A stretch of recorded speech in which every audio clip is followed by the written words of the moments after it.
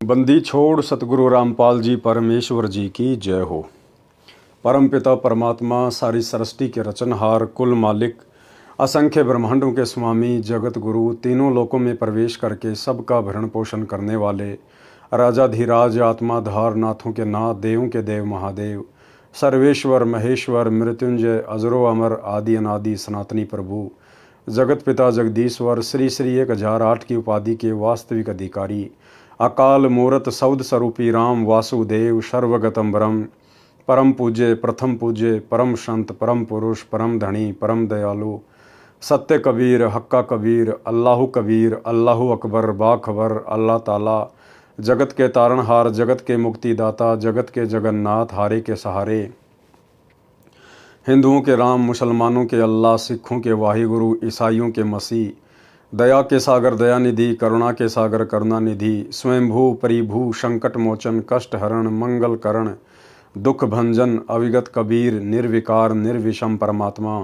अलय अलेख सतगुरु, आदि अनादि सतगुरु, असली मर्यादा पुरुषोत्तम, असली राम, असली कृष्ण, असली घनश्याम, असली मुरारी, राजाओं के राजा, महाराजाओं के महाराजा, शहंशाहों के शहंशाह, सम्राटों के सम्राट, भगवानों के भगवान, अल्लाहों के अल्लाह, प्रभुओं के प्रभु, मसीहाओं के मसीह, सच्चे वाहिगुरु, बाबाओं के बाबा, पीरों के पीर, सेठों के सेठ, जगत सेठ, सावड़सा सेठ, सर्वगुण संपन्न, अनंत कोटि कलाओं के स्वामी, अनंत कोटि ब्रह्मांडों के नायक, योगियों में महायोगी, ध्यानियों में महाध्यानी, सिद्धों में परम सिद्ध, ज्ञानियों में तत्व ज्ञानी, ब्रह्म ज्ञानी, महाज्ञानी, परम ज्ञानी, सर्वश्रेष्ठ ज्ञानी, विज्ञानी, युवा कबीर, समरथ कबीर, ऐशमवात, अमित ओझा, सच्चे रहनुमा, करीम अल्लाह, सुबहान अल्लाह, दुनिया के अंतिम पैगंबर, 8 सितंबर 1951 से गांव धनाना, जिला सोनीपत, हरियाणा, भारतवर्ष की पावन भूमि पर प्रकट रियल कल की भगवान श्री नारायण साकार हरि, श्री बाबा साहिब, शब्द स्वरूपी राम, संत श्रोमणी सतगुरु रामपाल जी परमेश्वर जी के चरण कमल में साध संगति से जुड़े हुए देश विदेश से आप और हम सभी सत्सेवक भाई बहनों का अनंत कोटि दंडवत प्रणाम। सत्साई भाई और बहनों, दया पूज्य गुरुदेव भगवान की, सतगुरु रामपाल जी परमेश्वर जी की, जिनके विशेष आशीर्वाद से, शुभ आशीर्वाद से आप और हम सभी सत्सेवक आत्माएं साध संगति से जुड़कर अपनी आत्मा के कल्याणार्थ हेतु गुरुदेव के तत्व ज्ञान को आधार बनाकर मोक्ष के लिए निरंतर भक्ति मार्ग पर आगे की ओर बढ़ रहे हैं। भाई और बहनों, पूज्य गुरुदेव भगवान की विशेष रजा से, कृपा से आप और हमें इस कलयुग की बिचली पीढ़ी में ये साध संगति नसीब हुई है। परमात्मा कहते हैं, साध संगत हरि भक्ति बिन कोई न उतरे पार, निर्मल आदि अनादि है गंदा सब संसार। गुरु के ज्ञान के पश्चात आपस में भगत भाई बहन मिलकर उस ज्ञान के ऊपर जो चर्चा करते हैं उसको कहते हैं साध संगति। साध संगति से ज्ञान का निखार होता है, आत्मा में दृढ़ता आती है, विकारों से दूर होती है, अपने गुरु को पहचान पाती है। तो भाई और बहनों, आप और हमारे पर विशेष रजा पूज्य गुरुदेव जी की, और आने वाले समय में जिन जिन आत्माओं को मोक्ष प्राप्त करना होगा उन सभी आत्माओं को साध संगति से जुड़ना होगा, क्योंकि ये परमेश्वर के मिशन का एक मुख्य हिस्सा है। यही गुरुदेव भगवान का यथार्थ 13वां कबीर पंथ है। तो पूज्य गुरुदेव जी के कर कमल से लिखित पवित्र पुस्तक मुक्ति बोध के ऊपर वीडियो बनाने की श्रृंखला जारी है। इसी श्रृंखला में आज हमारा ये 21वें नंबर का वीडियो है। प्रत्येक वीडियो में सतगुरुदेव भगवान के आशीर्वाद से आप और हमें भक्ति मार्ग के विषय में बहुत कुछ सीखने और समझने को मिलता है। तो भाई और बहनों, आज की वीडियो में हम आगे बढ़ते हैं। पवित्र पुस्तक मुक्ति बोध, पेज नंबर 227, कथा शंकर जी का मोहिनी स्त्री के रूप पर मोहित होना। शंकर जी 3 लोक में तमोगुण के प्रधान देवता, उनका मोहिनी के ऊपर विषय वासनाओं में फंसकर काल प्रेरणा से मोहित हो जाना। बहुत सारी शिक्षाएं गुरुदेव भगवान के आशीर्वाद से हमें इन पवित्र पुस्तकों से मिलती हैं, और ये वीडियो बनाने का मकसद यही है कि हम उन गलतियों से बचें जिन गलतियों के कारण आज इन 3 लोक के भगवानों के नाम पर दाग लग चुका है, इनके चरित्र पर दाग लग चुका है। और कोई ये ना सोचे कि मैं तो कुछ भी कर लूंगा, छुपा लूंगा, किसी के सामने बात नहीं आएगी। जब इन तीन लोक के भगवानों की जो बातें हैं, इनका जो चरित्र है, इनके जो कर्म कुकर्म हैं, जो पिछले लाखों वर्षों से छुपते छुपाते आ रहे थे, लेकिन इस कलयुग की पिछली पीढ़ी में उन सब का पर्दाफाश हो गया, सबकी पुस्तक ओपन हो गई। जब ये काल बली 21 ब्रह्मांड का स्वामी, ये ज्योति निरंजन अपने कर्म कुकर्म नहीं छुपा पाया, तो भला आप और हम 2 कौड़ी के जीवों की क्या औकात है। यदि हम समय रहते सतगुरु की शरण में नहीं आए, बुराइयों से किनारा करके भक्ति मार्ग पर नहीं लगे, तो फिर आप और हमारी क्या औकात, जो आप और हमारे कर्म कुकर्म सामने नहीं आएंगे, जन्म जन्मांतरों के सामने आ जाएंगे। तो भाई और बहनों, आज मौका है। वर्तमान भक्ति ग्रहण करने से पहले आप और हमने कितने कर्म किए, कितने कुकर्म किए, परमेश्वर उन सबको अनदेखा कर देगा, चित्रगुप्त के कागज फाड़ देगा। यदि हमारी नीयत शुद्ध हो गई, साफ हो गई, और यदि हम मोक्ष मार्ग पर आगे बढ़ चले तो। अन्यथा ये कर्म कुकर्म के कागज आज नहीं तो कल, कल नहीं तो परसों, नहीं तो अगले जन्म में, ये भाई और बहनों इसी प्रकार से खुलते रहेंगे और यहाँ की झूठी महिमा में आप और हम फंसते रहेंगे। कथा शंकर जी का मोहिनी स्त्री के रूप पर मोहित होना। जिस समय दक्ष की बेटी यानी उमा, शंकर जी की पत्नी, ने श्री रामचंद्र जी की वनवास में सीता रूप बनाकर परीक्षा ली थी। एक समय शंकर और उमा जी यानी पार्वती जी कहीं जा रहे थे। उसी समय पृथ्वी लोक पर श्री विष्णु भगवान रामचंद्र अवतार रूप में आए हुए थे। उनको 14 साल का वनवास प्राप्त था। उसी समय रावण उनकी पत्नी को उठाकर ले गया, उनका हरण करके ले गया। श्री रामचंद्र जी हैं तो ये भी जीव संज्ञा में ही अपनी पत्नी के वियोग में विलाप कर रहे थे, बुरी तरह से रो रहे थे, पेड़ों से लिपट लिपट कर पूछ रहे थे, हिरणों से लिपट लिपट कर पूछ रहे थे, मेरी सीता कहाँ है, मेरी सीता कहाँ है। ऊपर से श्री शंकर जी ने उनको प्रणाम किया शीश झुकाकर। तो पार्वती ने कहा कि हे भगवान, आप किसको नमन कर रहे हैं। तो शंकर जी ने कहा कि नीचे भगवान विष्णु जो रामचंद्र रूप में आए हुए हैं उनको नमन कर रहा हूं। तो पार्वती जी को अपने पति की उस बात पर यकीन नहीं हुआ। बोला ये नहीं हो सकता, ये भगवान विष्णु कैसे हो सकता है, नहीं हो सकता, मैं नहीं मानती और मैं तो इसकी परीक्षा लूंगी। तो श्री शंकर जी ने मना कर दिया था कि पार्वती तू परीक्षा मत लेना। पार्वती ने कहा था मैं सीता रूप बना के परीक्षा लूंगी।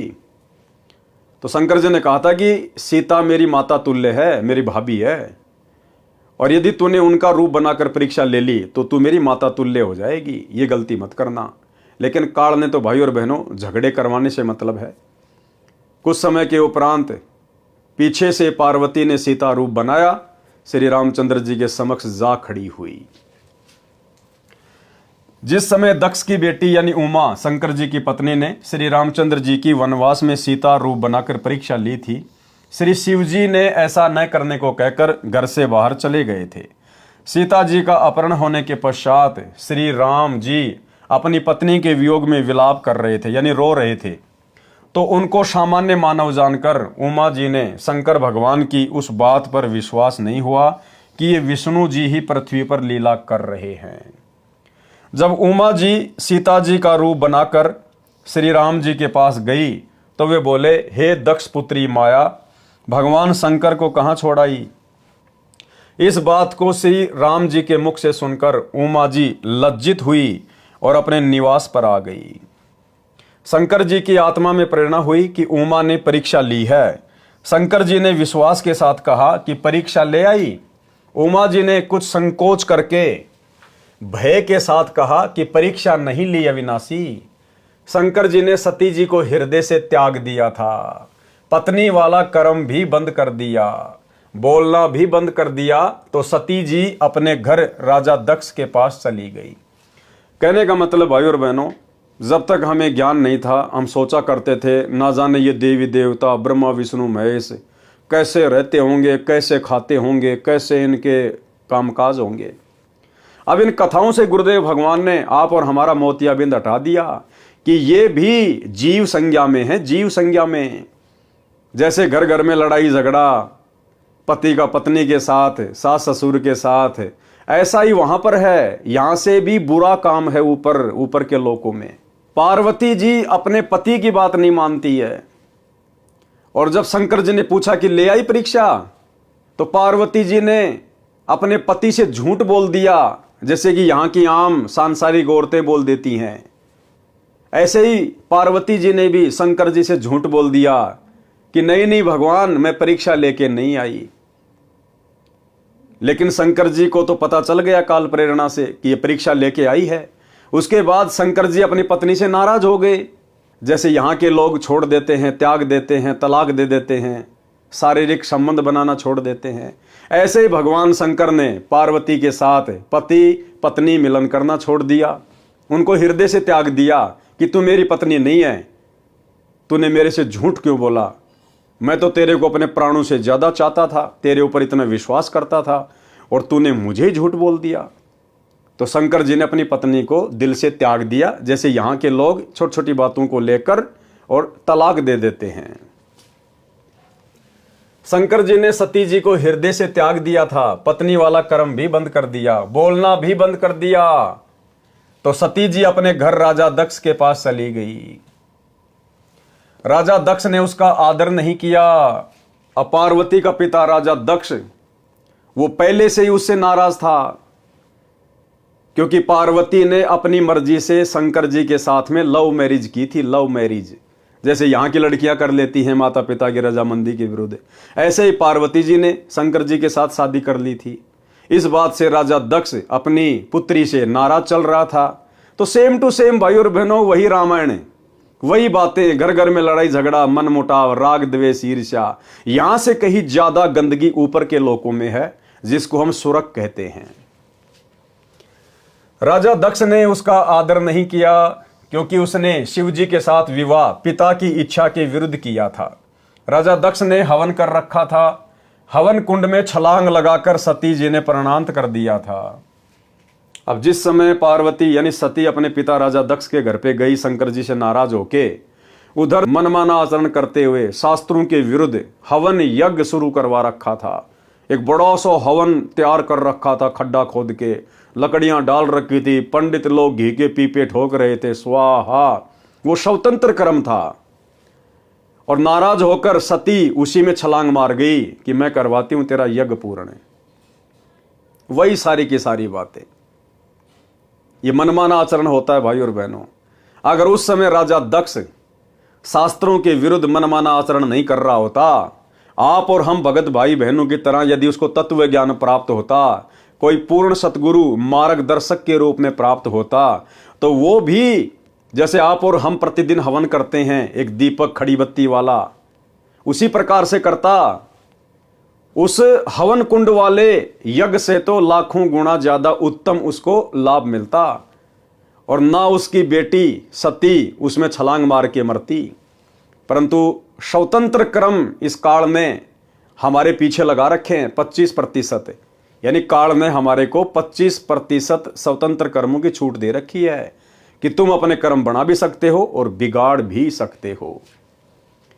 हवन कुंड में छलांग लगाकर सती जी ने प्राणांत कर लिया, यानी अपने प्राणों का अंत कर लिया। शंकर जी को पता चला तो अपनी ससुराल आए। अब उधर से शंकर जी को पता चला कि मेरी पत्नी ऐसे ऐसे मर गई, तो अपने ससुर से नाराज होकर, क्रोधित होकर उधर से शंकर जी आ गए और आते अपने ससुर का सिर धड़ से अलग कर दिया। अब बताओ, इन बातों को लेकर यहां का पृथ्वी लोक का मनुष्य भी इतनी जल्दी अपना आपा नहीं खोता, इतना गुस्से में नहीं होता जितना कि भगवान शंकर हो गए। तो सोचिए भाई और बहनों, यहां के मनुष्य ठीक या फिर उनका आचरण ठीक। शंकर जी को पता चला तो अपनी ससुराल आए, राजा दक्ष का सिर काटा, फिर उस पर बकरे का सिर लगाया, अपनी पत्नी के कंकाल को उठाकर 10,000 वर्ष तक उमा उमा करते हुए पागलों की तरह फिरते रहे। भाई और बहनों, आम समाज में आप देख लीजिए, हम जिस गांव नगर मोहल्ले में रहते हैं, अगर किसी की पत्नी मर जाती है, निधन हो जाता है, वो व्यक्ति चिल्लाता नहीं है, रोता नहीं है। और यहां भगवान शंकर जिनकी भक्ति करके हम मोह माया से दूर होना चाहते हैं, मोक्ष प्राप्त करना चाहते हैं, ये स्वयं काल प्रेरणा से मोह माया में किस कदर लिपटे हुए हैं। शंकर जी अपनी पत्नी के जले हुए उस कंकाल को, शरीर को सीने से लगाकर 10,000 वर्ष तक पागलों की तरह ना कुछ खाया, ना कुछ पिया, ना नहाने धोने पैरने की सुध, पागलों की तरह विचरण करते हुए हाय सती, जैसे बंदरिया का बच्चा मर जाता है, मरे हुए को अपना समझकर मोह माया में अपने सीने से लगाकर चिपका के रखती है। तो इसी प्रकार भगवान शंकर की हालत थी। अब सोचिए भाई और बहनों, इस काल ने सबसे ज्यादा ये गंदगी मोह माया की इन भगवानों को लगा रखी है या हम जीवों को लगा रखी है। आप और हम जीवों के ऊपर दया हो सकती है क्योंकि हम पृथ्वी पर हैं, मनुष्य रूप में हैं। मोक्ष का ये मुक्ति खेत है। इस 21 ब्रह्मांड में केवल पृथ्वी लोक पर ही मोक्ष संभव है, मनुष्य योनि में। इसलिए परमेश्वर ने आप और हमारे ऊपर रजा की हुई है, दया की हुई है। आप और हम इतना मोह माया में नहीं धसे हुए, नहीं फंसे हुए।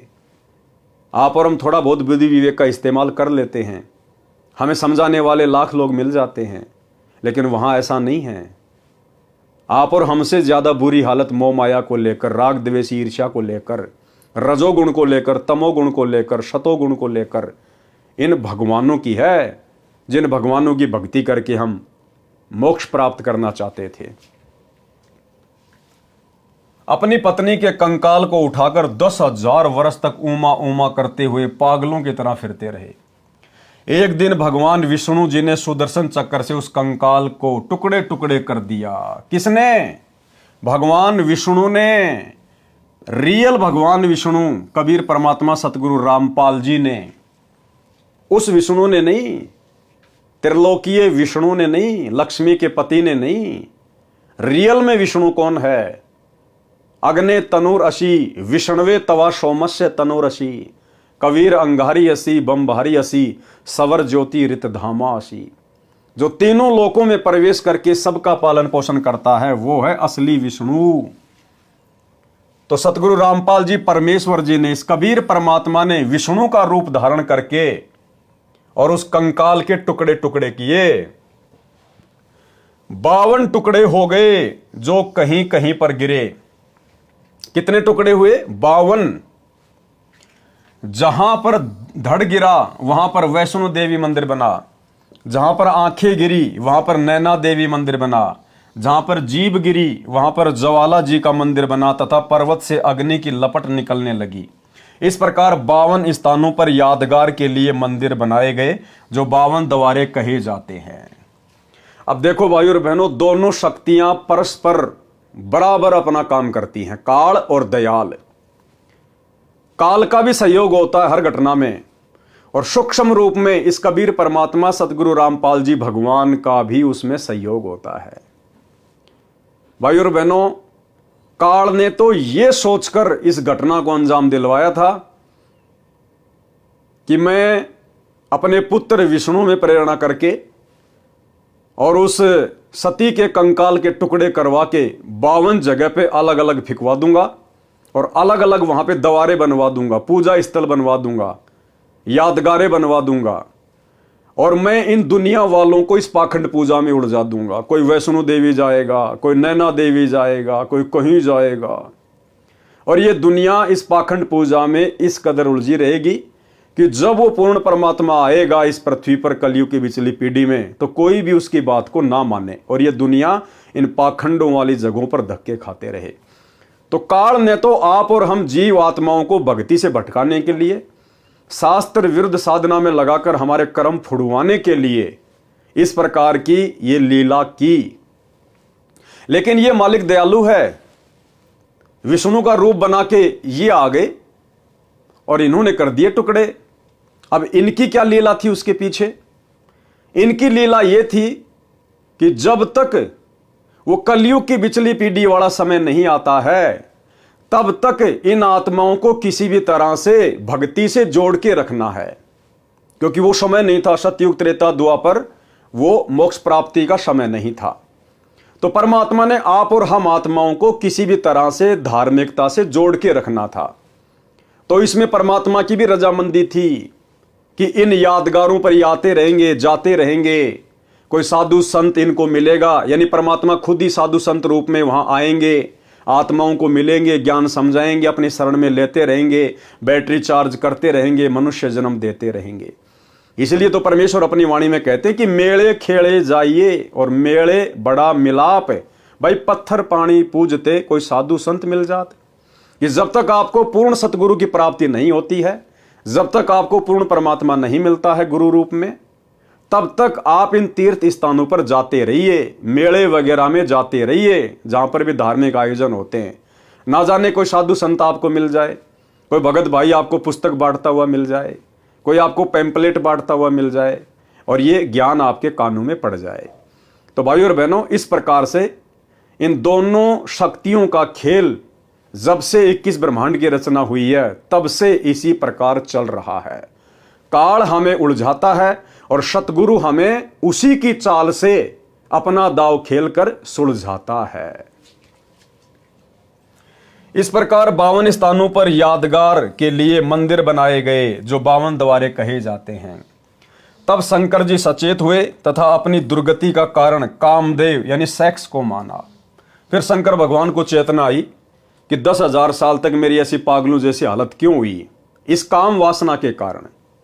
अगर मैं तपस्या करके, साधना करके कामदेव के ऊपर विजय प्राप्त कर लूं, तो ना रहेगा बांस, ना बजेगी बांसुरी, मैं परेशान नहीं रहूंगा। फिर कामदेव वश हो जाए तो न स्त्री की आवश्यकता हो और न ऐसी परेशानी हो।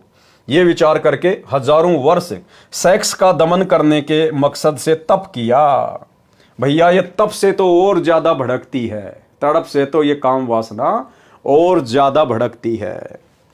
एक दिन कामदेव उनके निकट आया और शंकर जी की दृष्टि से भस्म हो गया। अब ये काल का भयंकर जाल, काल ने कामदेव का रूप बनाया, शंकर जी के सामने प्रकट हुआ, शंकर जी के द्वारा आंखें खोलते ही वो भस्म हो गया। शंकर जी को अभिमान हो गया, घमंड हो गया कि मैंने कामदेव को भस्म कर दिया, मैंने विषय वासनाओं पर विजय प्राप्त कर ली। शंकर जी को अपनी सफलता पर असीम प्रसन्नता हुई। जो भी देव उनके पास आता था तो उससे कहते थे कि मैंने कामदेव को भस्म कर दिया, यानी काम विषय पर विजय प्राप्त कर ली है, मैं कभी किसी सुंदरी से प्रभावित नहीं हो सकता। अन्य जो विवाह किए हुए हैं वे ऊपर से सुखी नजर आते हैं, अंदर से महादुखी रहते हैं। उनको सदा अपनी पत्नी की रखवाली, समय पर घर पर न आने से डांटे खाना आदि आदि परेशानियां सदा बनी रहती है। मैंने ये दुख निकट से देखा है। अब न रहेगा बांस, न बजेगी बांसुरी। क्या कह रहे हैं भगवान शंकर, जिनको हम भगवान मानते हैं, परमात्मा मानते हैं? क्या कह रहे हैं कि मेरे साथ ये घटनाएं घट चुकी है। जब मैं घर पर समय पर नहीं जाता था, लेट सेट हो जाता था, तो पार्वती मुझे डांट मारा करती थी, मुझे डांटा करती थी। कहां था, क्यों नहीं आया 2 दिन, इतना लेट क्यों हो गया, क्या मजाक बना रखा है। जैसे हम यहां पर लड़ाई झगड़े कर लेते हैं आपस में पति पत्नी। देखो खुद कह रहे हैं, क्या कहा, अंदर से मां दुखी रहते हैं, उनको सदा अपनी पत्नी की रखवाली करनी पड़ती है, और समय पर घर पर न आने से डांटे खाना आदि आदि परेशानियां सदा बनी रहती है। और क्या कह रहे भगवान शंकर, मैंने ये दुख निकट से देखा है, यानी मैंने भोगा है ये सब कुछ, मैंने डांटे खाई है। अब न रहेगा बांस, न बजेगी बांसुरी। तो भाई और बहनों, शिक्षा हमने भी लेनी है, और शिक्षा ये है कि भगवान शंकर ने तप किया, बहुत अच्छी बात है, लेकिन अभिमान नहीं होना चाहिए।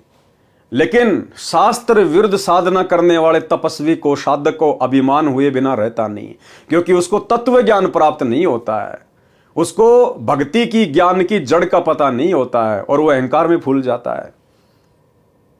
तो वैसे तो आप और हम सभी सत्सेवक भाई बहनों के साथ ऐसा नहीं होगा, क्योंकि गुरुदेव भगवान ने हमें तत्व ज्ञान दिया है, हमें आदि और अंत की जानकारी दे दी है। फिर भी जानकारी होना बहुत जरूरी है, क्योंकि वर्तमान में परमेश्वर ने साथ संगति से जोड़कर ये विशेष रजा, विशेष मेहर, विषय वासनाओं से दूर करने की आप और हम चंद आत्माओं के ऊपर बख्शी है।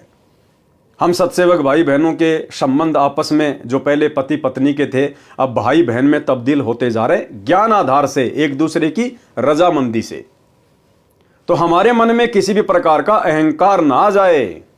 अगर अंश मात्र भी अहंकार आ गया मन में भी कि मैंने विषय वासनाओं पर विजय प्राप्त कर ली, मन में बहुत ज्यादा प्रसन्नता हो रही है। हाँ, इस बात को लेकर तो प्रसन्नता हो सकती है कि भगवान आपने दया बख्शी, गुरुदेव, हे मालिक मेरा पीछा छुड़वा दिया परमात्मा। पहले मैं बहुत दुखी रहता था मालिक, गंदगी अंदर भरी रहती थी, भक्ति सही से नहीं हो पा रही थी, मेरे भाव नहीं बन पा रहे थे परमात्मा। और जब से आपने दया बख्शी है पूज्य गुरुदेव, हे मालिक मुझे असीम प्रसन्नता है मालिक, मेरी बहुत अच्छी भक्ति चल रही है आपके आशीर्वाद से। यानी बीच में हमने परमात्मा को ही रखना है, क्योंकि गुरुदेव भगवान के आशीर्वाद बिना, इस सत भक्ति बिना, इस पूर्ण परमात्मा सतगुरु रामपाल जी भगवान के आशीर्वाद बिना, इनकी दया दृष्टि कृपा दृष्टि बिना, भाई और बहनों, इस विषय वासना के ऊपर कोई कंट्रोल कर लेगा, इस 21 ब्रह्मांड में कोई सोच भी नहीं सकता। शंकर जी का उदाहरण आप लोगों के सामने है, तो फिर आप और हम हैं क्या शंकर जी के सामने? जब उनको काल ने ठग लिया और आज हमें परमात्मा सहज में सफलता दिला रहे हैं, तो ये सफलता आप और हमारी किसी उपलब्धि का नतीजा नहीं है ना, गुरुदेव भगवान का आशीर्वाद है। परमात्मा ने रजा बख्शी है, परमात्मा ने कंट्रोल किया है। हम जीव हैं, हम कुछ नहीं कर सकते, हम तो रिमोट से चलने वाले प्राणी हैं। रिमोट अगर काल के हाथ लग गया तो वो डांस कराएगा, रिमोट अगर सतगुरु के हाथ में आ गया तो ये सतभक्ति करवाएगा। तो अगर हम किसी भी प्रकार की विषय वासनाओं से, बुराइयों से दूर हो रहे हैं, हमारे अंदर जो मलिनता, जो मैल जमा था, यदि वो धीरे धीरे हट रहा है, साफ हो रहा है, तो इसमें आप और हमारा कोई श्रेय नहीं है। सौपन में भी मत सोच लेना कभी कि मैं तो सुबह 4 बजे उठ के भक्ति करता हूँ, मंत्र करता हूँ, आरती करता हूँ, मैं तो हर प्रकार से मर्यादा में हूँ, इसलिए मैं कंट्रोल कर पा रहा हूँ। नहीं भैया, आप चाहे लाख माला करते हो रोजाना, आप चाहे रात को 12 बजे अपना नित्य नियम पूरा कर लेते हो, उसके बावजूद भी आपकी अपनी कोई उपलब्धि नहीं है, आपका कोई श्रेय नहीं है। ये तो सतगुरु जिस पे दया करेगा वही आत्मा इन विषय विकारों से दूर हो सकती है। तो जो जो भाई बहन विषय विकारों से दूर हैं, गुरुदेव के आशीर्वाद से, सौपन में भी कभी घमंड अपने अंदर पैदा मत कर लेना। हाँ, दूसरों को समझाने के लिए लाख बार चर्चा करो कि भैया गुरुदेव के ज्ञान आधार से आप विचार करो, बड़ी मुश्किल से हमें ये कलयुग की पिछली पीढ़ी का समय प्राप्त हुआ है, भगवान ने हमें पैदा किया है, विशेष संयोग बनाया गुरुदेव ने, और भाई भक्ति मार्ग में विषय वासना बाधक हैं, परमात्मा की हजारों वाणियां संकेत कर रही हैं। तो भाई इन चीज़ों से हटने का प्रयास करो, गुरुदेव से बारंबार प्रार्थना करो, विनती करो, थोड़ी बहुत हिम्मत तुम भी लेके आओ ज्ञान से अपने अंदर, और इनसे दूर हुए बिना हमारी भक्ति सफल नहीं हो सकती। भग भोग्या भगूप जय, भग से बचा न कोई, जो कोई भग से बचे भगत कहावै सोई। तो हम एक दूसरे को समझा तो सकते हैं, लेकिन हमने विजय प्राप्त कर ली, इसका गुणगान नहीं करना, इसका बखान नहीं करना। अगर बताना भी पड़ जाए तो गुरुदेव को बीच में डाल के कि भाई देखो, दास भी पहले इन्हीं विषय विकारों में धसा हुआ था, और भाई गुरुदेव की रजा हुई, बहुत विशेष मेहर हुई पूज्य गुरुदेव की, परमात्मा ने दास के ऊपर रजा बख्शी, मेहर बख्शी, दास को मालिक ने दूर किया। इस प्रकार से हमने अपनी बातों को दूसरे के सामने रखना है, अहंकार वश नहीं। काल ब्रह्म को चिंता बनी कि यदि सब इस प्रकार स्त्री से घृणा करेंगे तो संसार का अंत हो जाएगा, मेरे लिए 1 लाख मानव का आहार कहां से आएगा। ठीक इसी प्रकार वर्तमान में ये काल, क्योंकि मन इसका एजेंट है, सारी ईमेल, सारे समाचार, सारे मैसेज, हमारे जीवन में जो भी कुछ घटित हो रहा है, ये उसका फैक्स भेजता रहता है काल को कि ये आत्माएं तेरे जाल से बाहर निकलने का प्रयास कर रही है, भाई देख लेना, मैंने तो तेरे को मैसेज दे दिया है। तो ये काल हर प्रकार से भाई और बहनों हमें उसी गंदगी में धकेलने का प्रयास करेगा। हम जिन जिन बुराइयों से दूर हटते जाएंगे गुरुदेव के आशीर्वाद से, काल जबरदस्ती उन्हीं बुराइयों को हमारे सामने पेश करेगा, ना चाहते हुए भी ऐसे ऐसे सीन दिखा देगा। मोबाइल में हम तो सत्संग सुनने के लिए ओपन करेंगे, अचानक से ऐड आ जाएगा, अर्धनगर लड़कियां डांस कर रही हैं। हम कहीं बाहर मार्केट में जा रहे हैं, अचानक से मैं माता बहनों का कोई ऐसा सीन दिखा देगा, कोई बेचारी बाथरूम करने के लिए बैठी है, अचानक से हमारी नजर जाएगी ना चाहते हुए भी। तो ये जबरदस्ती काल हमारे सामने इस प्रकार के दृष्टांत पेश करेगा, क्योंकि ये चाहता कि वापस इसके अंदर वही मैल आ जाए। लेकिन अब गुरुदेव ने हमें वो ज्ञान दे दिया, वो तत्व ज्ञान दे दिया, मूल ज्ञान दे दिया। पहली नजर तो हमारी कहीं भी जा सकती है, उसमें हमारा दोष नहीं है। लेकिन अगर हमें पता चल गया कि ये जो नजर गई है ये गलत जगह पे गई है, हमने दोबारा अपनी तरफ से नजर वहां नहीं दौड़ानी। अगर हमने फिर से नजर वहीं पे टिका दी तो फिर भाई और बहनों वो शैतान की नजर है। कहते हैं पहली नजर इंसान की, दूसरी नजर शैतान की। तो हमने फिर उन चीजों को अनदेखा कर देना है कि भैया ये काल प्रेरणा है। गुरुदेव ने सत्संगों में यही तो बताया, यही तो समझाया। ये जबरदस्ती हमारे सामने इस प्रकार के दृश्य पेश करेगा हमें विचलित करने के लिए। लेकिन तुरंत हमने अपना सुमरण शुरू कर देना है या भगवान का अपना कोई सत्संग शुरू कर देना है। हमने भक्ति से जुड़े रहना है, तभी हमारा बचाव होगा। काल ब्रह्म को चिंता बनी कि यदि सब इस प्रकार स्त्री से गणना करेंगे तो संसार का अंत हो जाएगा। मेरे लिए 1 लाख मानव का आहार कहां से आएगा। इसको चिंता इस बात की नहीं है कि संसार का अंत हो जाएगा, नहीं, इसको चिंता यह है कि संसार का अंत हो जाएगा, यानी बच्चे पैदा करना लोग छोड़ देंगे, तो फिर मेरे लिए प्रतिदिन 1 लाख वो सूक्ष्म शरीर कहां आएंगे। क्योंकि इसको तो श्राप लगा हुआ ना, प्रतिदिन 1 लाख सूक्ष्म शरीर की वासना तपतशिला पर निचोड़ निचोड़ के पीने का, खाने का। तो इसको अपने भोजन की चिंता है। इस उद्देश्य से नारद जी को प्रेरित किया। एक दिन नारद मुनि जी आए, उनके सामने भी अपनी कामदेव पर विजय की कथा सुनाई। नारद जी ने भगवान विष्णु को यथावत सुनाई। श्री विष्णु जी को काल ब्रह्म ने प्रेरणा की, भाई की परीक्षा करनी चाहिए कि ये कितने खरे हैं। काल ब्रह्म की प्रेरणा से एक दिन शिव जी विष्णु जी के घर के आंगन में आकर बैठ गए। सामने बहुत बड़ा फलदार वृक्षों का बाग था। भिन्न भिन्न प्रकार के फूल खिले थे, बसंत जैसा मौसम था। श्री विष्णु जी शिव जी के पास बैठ गए, कुशल मंगल जाना। फिर विष्णु जी ने पूछा, सुना है कि आपने काम पर विजय प्राप्त कर ली है। शिव जी बोले, हाँ, मैंने कामदेव का नाश कर दिया है। ये नहीं कहा कि मैंने परमेश्वर की रजा से, उनके आशीर्वाद से तप करके, भक्ति करके और इस कामदेव पर विजय प्राप्त की है। सीधा क्या कहा, हाँ, मैंने कामदेव पर विजय प्राप्त कर ली है। कुछ देर बाद शिव जी के मन में प्रेरणा हुई कि भगवान, मैंने सुना है कि सागर मंथन के समय आप जी ने मोहिनी रूप बनाकर राक्षसों को आकर्षित किया था। आप उस रूप में कैसे लग रहे थे, मैं देखना चाहता हूं। पहले तो बहुत बार विष्णु जी ने मना किया, परंतु शिव जी के हट के सामने स्वीकार किया और कहा कि कभी फिर आना, आज मुझे किसी आवश्यक कार्य से कहीं जाना है। यह कहकर विष्णु जी अपने महल में चले गए। अब विष्णु जी तो अपने महल में चले गए, अब पीछे से कबीर परमेश्वर सतगुरु रामपाल जी भगवान ने फिर मोहिनी का रूप धारण किया। मोहिनी का रूप धारण है, क्योंकि भाई और बहनों, हम सब इसी की आत्मा है और आत्मा में यदि अहंकार आ गया तो ये परमात्मा उसको चकनाचूर किए बिना छोड़ता नहीं है। और आज एक उदाहरण पेश करना था परमात्मा ने कि काल प्रेरणा क्या होती है। ये भगवान भी काल के वशीभूत हैं, ब्रह्मा विष्णु महेश 33 करोड़ देवी देवता। और इस नकली भक्ति से विषय वासनाओं पर कंट्रोल नहीं किया जा सकता जब तक ये तत्व ज्ञान नहीं मिलेगा, सतगुरु का पूर्ण मोक्ष मंत्र नहीं मिलेगा।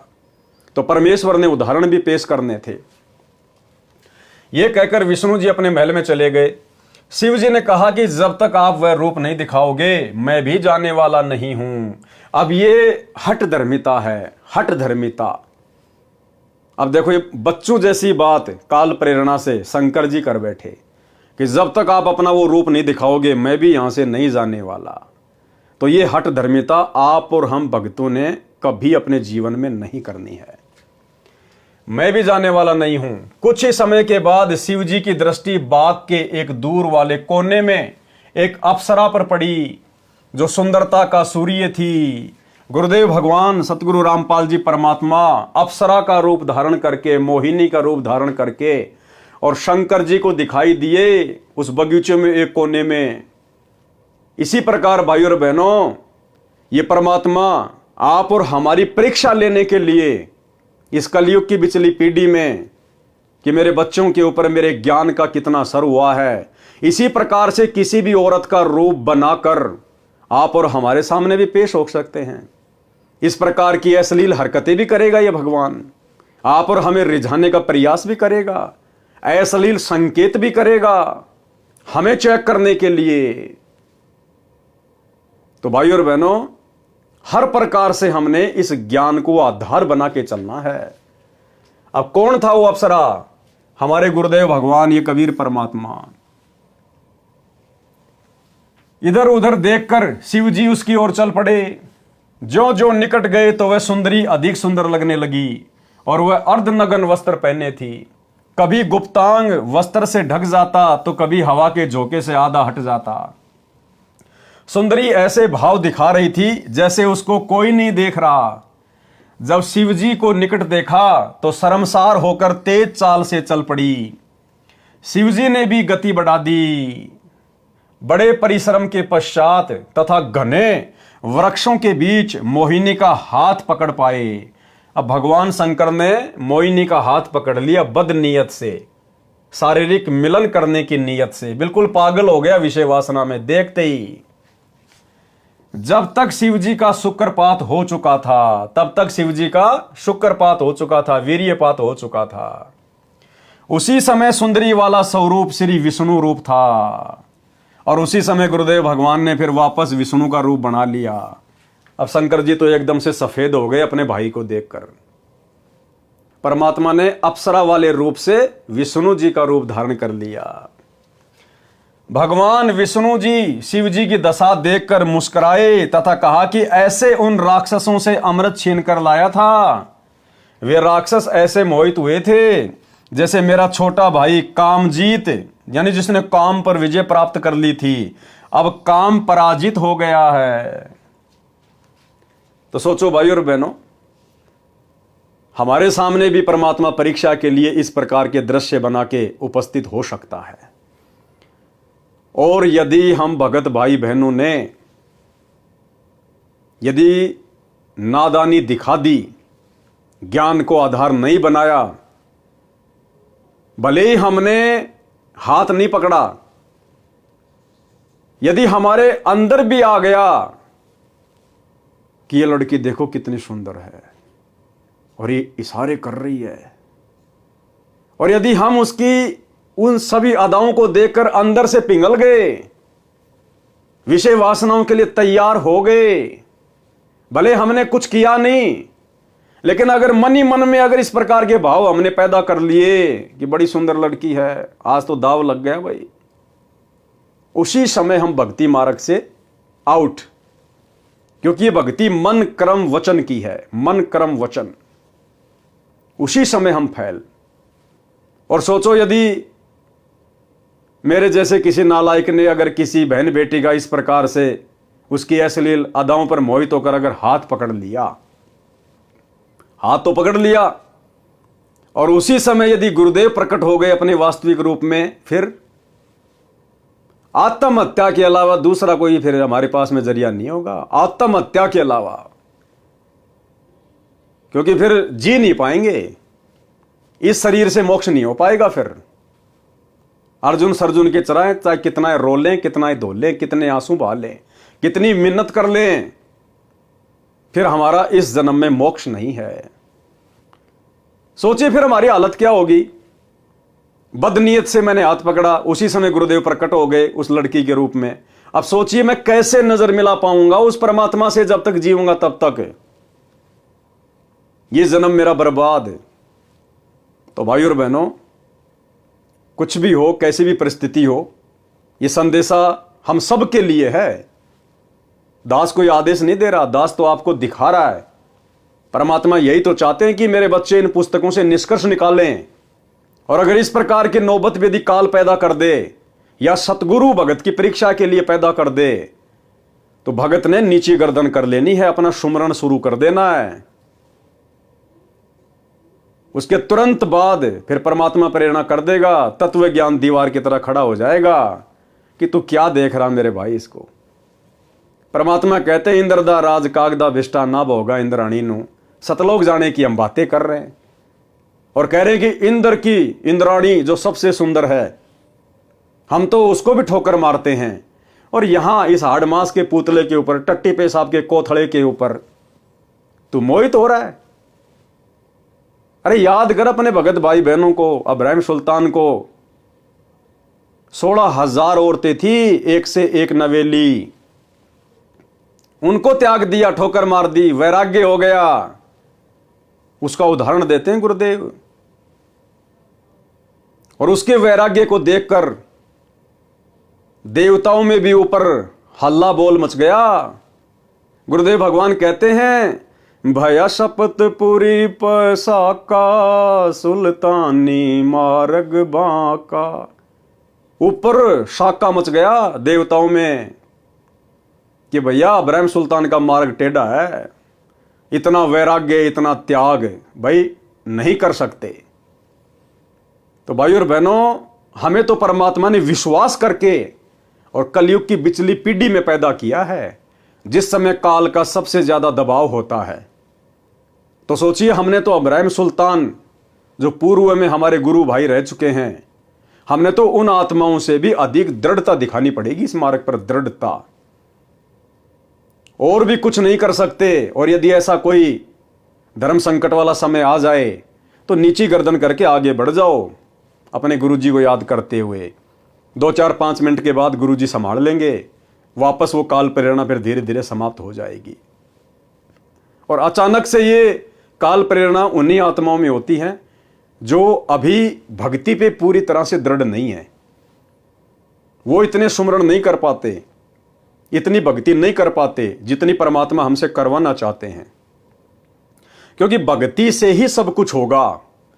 परमात्मा कहते हैं जप तप संयम साधना सब सुमरण के माही, और कबीरा जाने राम जन सुमरण कछु नाही। तो भक्ति से ही धीरे धीरे हर प्रकार की बुराइयों के ऊपर परमात्मा विजय प्राप्त करवाएगा। तो कहने का मतलब है हमने अलर्ट रहना है, अलर्ट। भगवान विष्णु जी शिव जी की दशा देखकर मुस्कुराए तथा कहा कि ऐसे उन राक्षसों से अमृत छीन कर लाया था।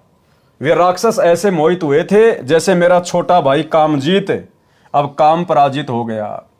शिव जी ने उसके पश्चात हिमालय राजा की बेटी पार्वती से अंतिम बार विवाह किया। पार्वती वाली आत्मा वही है जो सती जी थी।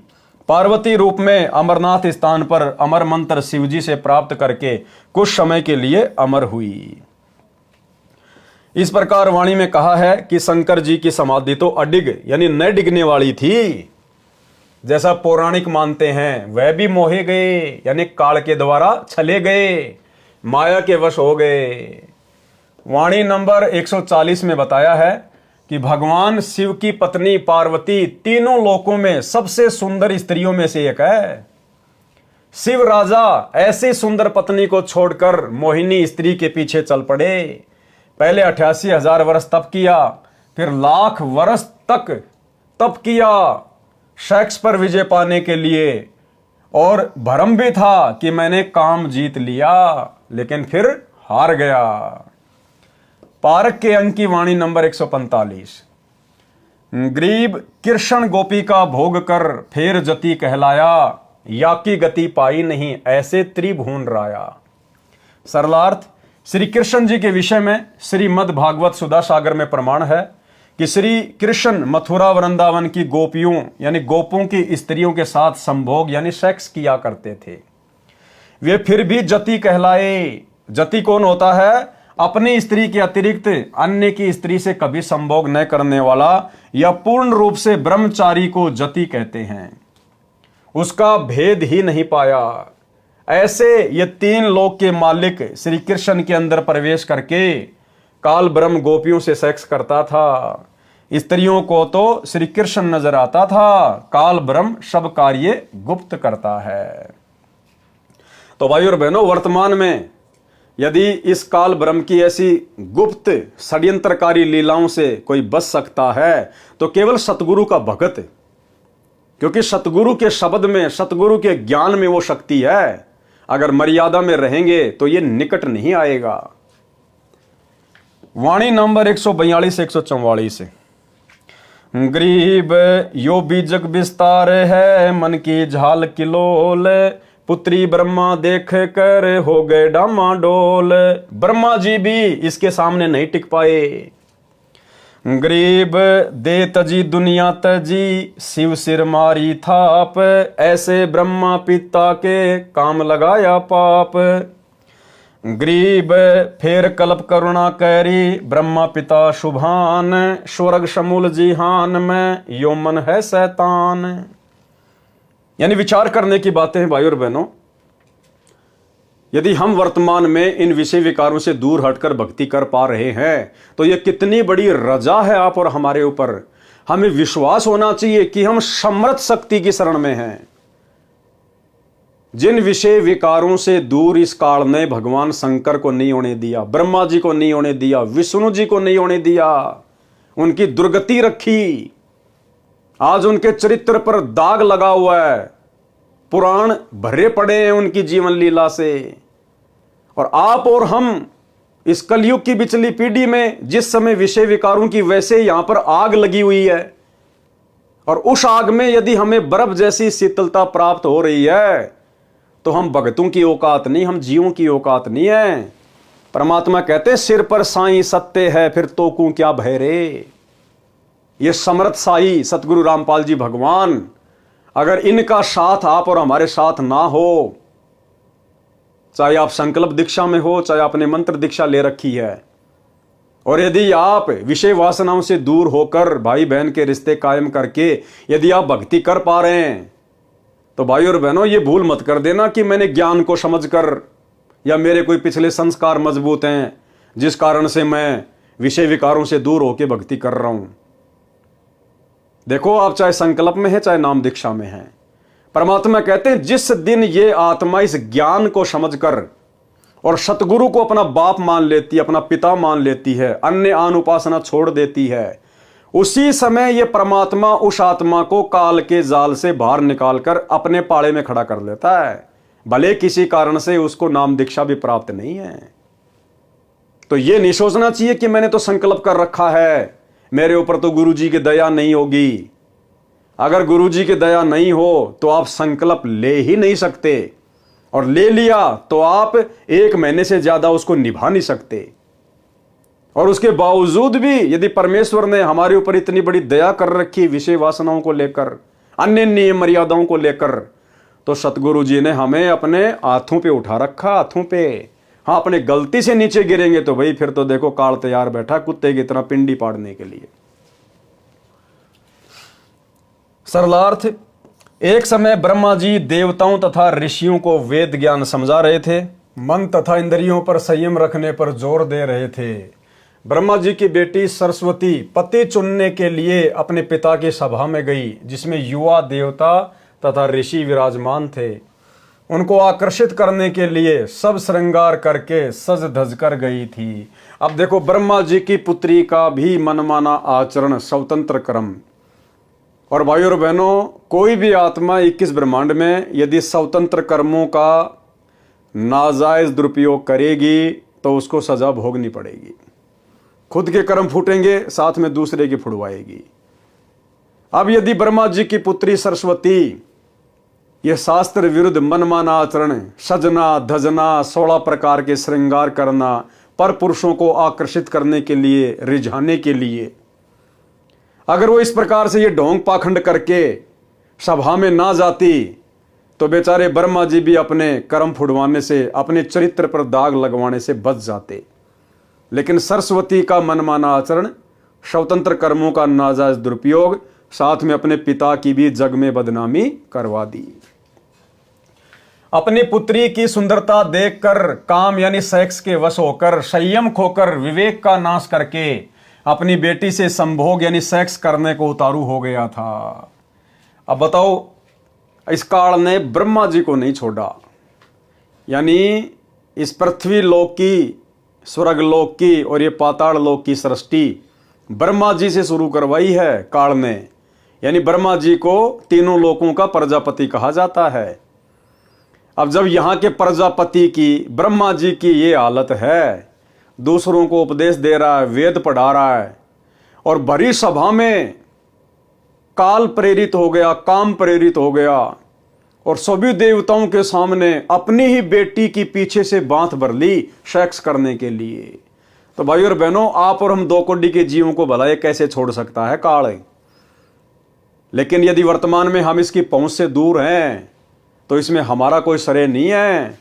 पूज्य गुरुदेव भगवान की रजा, इनकी दया, इनकी मेहर है। ब्रह्मा पाप के भागी बने, मन तो कबीर परमात्मा की भक्ति तथा तत्व ज्ञान से काबू में आता है। मन यानी काल कैसे आता है काबू में? मन तो कबीर परमात्मा की भक्ति। तो आज हम भक्ति किसकी कर रहे हैं? अपने गुरुजी की। तो गुरुजी कौन हुए? कबीर परमात्मा। मन तो कबीर परमात्मा की भक्ति तथा तत्व ज्ञान से काबू में आता है। आज तत्व ज्ञान कौन दे रहा है? गुरुदेव भगवान। तो कौन हुए हमारे गुरुदेव? स्वयं कबीर परमात्मा। वाणी नंबर 146। गरीब बाण लगाया बालिया, प्रभास क्षेत्र के माही, सूक्ष्म देही सुरग गए, यहां कुछ बिछरिया नाही। सरलार्थ, श्री कृष्ण जी के पैर में बालिया नामक शिकारी ने तीर मारा। श्री कृष्ण जी की मृत्यु हो गई, परंतु सूक्ष्म शरीर सहित स्वर्ग चला गया। वाणी नंबर 147 से 149। गरीब दुर्वासा कोपे तहां, समझ न आई नीच, 56 कोटि यादव कटे, मची रुधिर की कीच।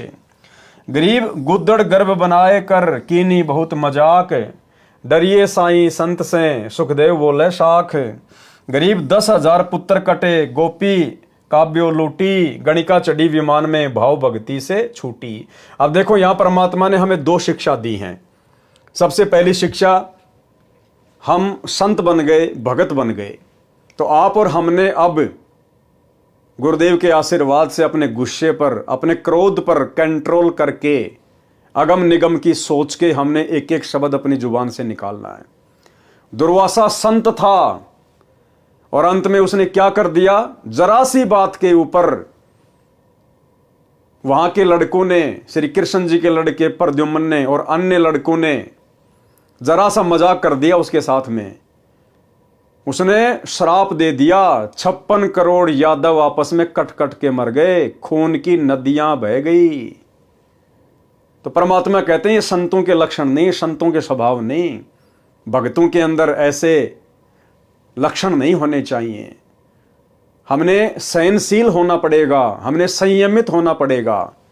भाई हम तो समर्थ की शरण में हैं, अगर हम मर्यादा में हैं तो हमारा तो कोई कुछ बिगाड़ नहीं सकता, चाहे कितना मजाक करे, कितना ही कुछ करे। फिर हमने किसी को भला बुरा बोलने की क्या आवश्यकता? दूसरी शिक्षा यह है कि साधु संतों के साथ में अनर्गल मजाक भी नहीं करना चाहिए। मजाक तो करना ही नहीं चाहिए।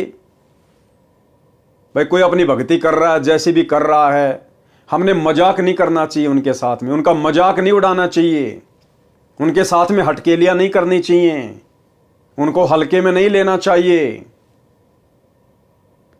तो श्री कृष्ण जी के बेटे प्रद्युम्न ने और उसके साथियों ने दुर्वासा ऋषि के साथ में मजाक किया, हल्के में लिया संतों को, भक्तों को, जिस कारण से पूरे यादव कुल का सर्वनाश हो गया। सरलार्थ, एक समय दुर्वासा ऋषि द्वारिका नगरी के पास वन में आकर ठहरा, धूणा अग्नि लगाकर तपस्या करने लगा। दुर्वासा ऋषि श्री कृष्ण जी के आध्यात्मिक गुरु थे। ऋषि संदीपनी जी श्री कृष्ण जी के अक्षर ज्ञान करवाने वाले शिक्षक यानी गुरु थे। श्री कृष्ण जी के 2 गुरु थे, एक संदीपनी और एक दुर्वासा जी। संदीपनी जी ने केवल उनको अक्षर ज्ञान करवाया, उनको पढ़ना लिखना सिखाया, और दूसरे दुर्वासा ऋषि, उन्होंने आध्यात्मिक ज्ञान दिया, भक्ति का मार्ग बताया। दुर्वासा जी की ख्याति चारों ओर द्वारिका नगरी में फैल गई कि ऐसे पहुंचे हुए ऋषि हैं, भूत भविष्य तथा वर्तमान की सब जानते हैं। द्वारिका के निवासी श्री कृष्ण से अधिक किसी भी ऋषि व देव को नहीं मानते थे। उनको अभिमान था कि हमारे साथ श्री कृष्ण हैं, कोई भी देव ऋषि व साधु हमारा कुछ नहीं बिगाड़ सकता। और यही अभिमान बरवाला कांड 2014 में सतलोक आश्रम मैनेजमेंट हरियाणा को ले डूबा, गुरुदेव के बेटा बेटी भाई बंधु रिश्तेदारों को ले डूबा। अहंकार में आ गए कि हमारे साथ तो गुरुजी हैं, हमारा भला कौन क्या बिगाड़ देगा। हमारे साथ तो लाखों की संगत है, कमांडो बन के मरने मारने के लिए तैयार हैं। हमारे पास तो संगत के दान का करोड़ों रुपया है, प्रशासन हमारा क्या बिगाड़ लेगा। और अपनी नादानी के चलते प्रशासन से पंगा ले लिया। भक्तों को बेचारों को गुरुजी का आदेश बता के काले कपड़े पहना के हाथों में लठ पत्थर पेट्रोल बम दे के खड़ा कर दिया मरने मारने के लिए। यही अहंकार 2014 में गुरुजी के परिवार को ले डूबा, सतलोक आश्रम मैनेजमेंट हरियाणा को ले डूबा। उनको अभिमान था कि हमारे साथ श्री कृष्ण हैं, कोई भी देव ऋषि व साधु हमारा कुछ नहीं बिगाड़ सकता। श्री कृष्ण को सर्वशक्तिमान मान रखा था। द्वारिका के नौजवानों को शरारत सूझी, आपस में विचार किया कि साधु लोग ढोंगी होते हैं, इनकी पोल खोलनी चाहिए, चलो दुर्वासा ऋषि की परीक्षा लेते हैं। श्री कृष्ण के पुत्र प्रद्युम्न ने गर्भवती स्त्री का स्वांग धारण किया, पेट के ऊपर छोटा कड़ाहा बांधा, उसके ऊपर रुई लोगड़ रखकर वस्त्र बांधकर स्त्री के कपड़े पहना दिए, उसका एक पति बना लिया। 7-8 नौजवान यादव उनके साथ दुर्वासा के डेरे में गए और प्रणाम करके निवेदन किया कि ऋषि जी, आपका बहुत नाम सुना है कि आप भूत भविष्य तथा वर्तमान की जानते हैं। ये पति पत्नी हैं, इनके विवाह के 12 वर्ष बाद परमात्मा ने संतान की आशा पूरी की है। ये जानना चाहते हैं कि गर्भ में लड़का होगा या लड़की। ये जानने के लिए उतावले हो रहे हैं, कृपया बताने का कष्ट करें। ये मजाक भक्तों को शोभा नहीं देता। गुरुदेव भगवान कहते हैं, तीर कमान से और बात जुबान से एक बार निकल गई वापस नहीं आती है। इसलिए भक्तों ने बहुत सोच समझकर शब्द अपनी जिह्वा से निकालने चाहिए। सुनिए छोटा सा सत्संग। अब वही तो बात है ना, कहते हैं तीर कमान से और वचन जुबान से निकलने के बाद वो वापस नहीं आता। तो सोच समझ कर हमने हर क्रिया बोल चाल करनी चाहिए। और भाई और बहनों, परमात्मा ने महाभारत का जिक्र करते हुए बताया कि एक छोटे से मजाक के कारण द्रौपदी ने अपना देवर समझकर दुर्योधन के साथ छोटा सा मजाक किया था कि अंधों की संतान अंधी होती है। और उस एक शब्द ने महाभारत करवा दी महाभारत। तो हम भक्तों ने इस भक्ति मार्ग पर, विशेषकर वर्तमान में हम सत्सेवक भाई बहनों ने बहुत ही सोच समझ के इन शब्दों का प्रयोग करना है। दुर्वासा ऋषि ने ध्यान लगाकर देखा तो सब समझ में आ गया। क्रोध में भरकर बोला, बताऊं क्या होगा। सबने एक स्वर में कहा कि हाँ ऋषि जी बताओ। दुर्वासा बोला कि इस गर्भ से यादव कुल का नाश होगा। यानी दुर्वासा जैसे क्रोधी भी ना हो भगत, इतने उतावले भी ना हो, अगम निगम की सोच के विचार करना चाहिए। बच्चों ने मजाक कर दिया, क्या हो गया, क्या बिगड़ गया भाई। साधु संतों में तो सहनशीलता होती है, साधु संत तो समावान होते हैं। लेकिन दुर्वासा के अंदर वो चीज नहीं थी। वो काल प्रेरित था, उसको तत्व ज्ञान नहीं था, उसका गुरु कोई तत्वदर्शी नहीं था, उसको कोई सही मार्गदर्शन देने वाला नहीं था। केवल अपने पूर्व जन्म की बैटरी को, अपनी भक्ति को खर्च कर रहा था। दुर्वासा बोला कि इस गर्भ से यादव कुल का नाश होगा, चले जाओ यहां से। सब भाग लिए। गांव में बुद्धिमान बुजुर्गों को पता चला कि बच्चों ने ऋषि दुर्वासा के साथ मजाक कर दिया। ऋषि ने यादव कुल का नाश होने का श्राप दे दिया है, जुल्म हो गया, सब मरेंगे, अब क्या उपाय किया जाए। सब मिलकर अपने गुरु तथा राजा श्री कृष्ण जी के पास गए तथा सब हाल कह सुनाया। अब यहां पर श्री कृष्ण जी की समर्थता भी सामने आ जाएगी। वो कितने 3 लोक के भगवान थे, कितने सर्वशक्तिमान थे। एक दुर्वासा ऋषि के श्राप को नहीं काट पाए, बदल नहीं पाए, अपने यादव कुल को नहीं बचा पाए, अपने रिश्तेदारों को नहीं बचा पाए, अपने खुद के पुत्रों को, अपनी औरतों को नहीं बचा पाए। सबका सर्वनाश हो गया दुर्वासा ऋषि के श्राप के कारण। तो वो काहे के समर्थ थे, काहे के परमात्मा थे, जो मृत्यु से नहीं बचा सकता। असमय अकाल मृत्यु से जो नहीं बचा सका अपने कुल को, अपने परिवार को, भक्तों की बात छोड़ दो, भला उनकी भक्ति से मोक्ष कैसे हो जाएगा। श्री कृष्ण जी से कहा कि इस कहर से आप ही बचा सकते हो। श्री कृष्ण जी ने कहा कि उन सब बच्चों को साथ लेकर ऋषि दुर्वासा के पास जाओ, इनसे क्षमा मंगवाओ, तुम भी बच्चों की ओर से क्षमा मांगो। सब मिलकर ऋषि दुर्वासा के पास गए तथा बच्चों से गलती की क्षमा याचना करवाई, स्वयं भी क्षमा याचना की। ऋषि दुर्वासा बोले कि वचन वापस नहीं हो सकता, क्योंकि भाई और बहनों ये जितने भी ऋषि हैं, वशिष्ठ हैं, विश्वामित्र है या फिर ये दुर्वासा है, ये ऋषि भी सक्षम नहीं है। जिस प्रकार किसी व्यक्ति के हाथ में बंदूक है और उसने बंदूक से गोली छोड़ दी, अब उसके बस की बात नहीं है वो गोली वापस उसकी बंदूक में आ जाए। ये अनहोनी तो केवल समर्थ कर सकता है, परमात्मा सतगुरु रामपाल जी भगवान कर सकता है, अन्य किसी के बस की बात नहीं है। तो ये साधु संत महात्मा केवल दुनिया का सत्यानाश कर सकते हैं, ये आबाद नहीं कर सकते। अगर दुनिया को साधु संतों के रूप में किसी ने आबाद किया है, कोई आशीर्वाद दिया है, तो इस कबीर भगवान ने दिया है, सतगुरु रामपाल जी परमात्मा ने। ऋषि दुर्वासा बोले कि वचन वापस नहीं हो सकता। सब वापस श्री कृष्ण जी के पास आए तथा कहा कि दुर्वासा के श्राप से बचने का उपाय बताओ। अब देखिए, दुनिया जिस श्री कृष्ण जी की भक्ति करती है, अब श्री कृष्ण जी उपाय भी ढंग का नहीं बता पाए।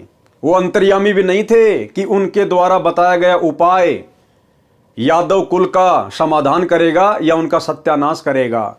श्री कृष्ण जी ने बताया समाधान, और उस समाधान से सबका विनाश हो गया। श्री कृष्ण ने कहा कि जो जो वस्तु गर्भ समांग में प्रयोग की गई थी उनका नामो निशान मिटा दो, उन्हीं से अपने कुल का नाश होना कहा है। कपड़े रुई लोगड़ को जलाकर उसकी राख को प्रभास क्षेत्र में नदी में डाल दो। जो लोहे की कढ़ाई है उसे पत्थर पर घिसा घिसा कर चूरा बनाकर प्रभास क्षेत्र में दरिया में डाल दो। अब श्री कृष्ण जी ने क्या समाधान बताया, अब विचार करना होगा भाई और बहनों, आप और हमें। ये गुरुदेव भगवान आज हमें मिल गए, परमात्मा हमारी बुद्धि खोल दी मालिक ने, नहीं तो इन कथाओं का सार हम कभी समझ नहीं सकते थे। रात दिन पढ़ा करते थे, द्वापर से लोग इन कथाओं को पढ़ते आ रहे हैं, आज तक कोई नहीं समझ पाया, गुरुदेव ने आके समझाया। श्री कृष्ण ने क्या समाधान बताया कि दुर्वासा ने श्राप दिया ना कि ये जो गर्भ है ना इससे क्या होगा बताऊं, यादव कुल का नाश होगा। तो क्या था उस गर्भ की जगह पे, लोगड़, कपड़े और वो कड़ाहा। तो श्री कृष्ण ने कहा कि ये कपड़े जला के इसकी राख को प्रभास क्षेत्र में यानी यमुना के किनारे वहां डाल दो, और ये जो लोहे का कड़ाहा है इसको घिस घिस के इसका चूरा यमुना जी में डाल दो, ना रहेगा बांस ना बजेगी बांसुरी। तो सब बड़े खुश हो गए कि भगवान ने तो तगड़ा समाधान बता दिया। समाधान नहीं, भगवान ने तुम्हारे सत्यानाश का रास्ता बता दिया। अब देखिए क्या होता फिर आगे, न रहेगा बांस न बजेगी बांसुरी। द्वारिका वासियों ने अपने गुरु श्री कृष्ण जी के आदेश का पालन किया। लोहे की कढ़ाई का एक कड़ा एक व्यक्ति को घिसाने के लिए दिया था, उसने कुछ घिसाया, पूरा नहीं घिसा, वैसे ही दरिया में फेंक दिया। घिसने से उस कड़े में चमक आ गई थी। एक मछली ने उसे खाने की वस्तु समझकर खा लिया। उस मछली को एक बालिया नाम के भील ने पकड़कर काटा तो कड़ा निकला, उसका लोहा पक्का था। बालिया ने उसे अपने तीर का आगे वाला हिस्सा विषाक्त यानी जहरीला बनवा लिया। कड़ाहे का जो लोहे का चूर्ण दरिया में डाला गया था, उसका तेज तीखे पत्तों वाला घास उग गया। पत्ते तलवार की तरह पहने थे। कपड़ों तथा रुई लोगड़ की राख का भी घास बन गया। कुछ वर्षों के बाद दुर्वासा के श्राप के कारण द्वारिका में अनहोनी घटनाएं होने लगी। आपसी झगड़े होने लगे, एक दूसरे को छोटी सी बात पर मारने लगे।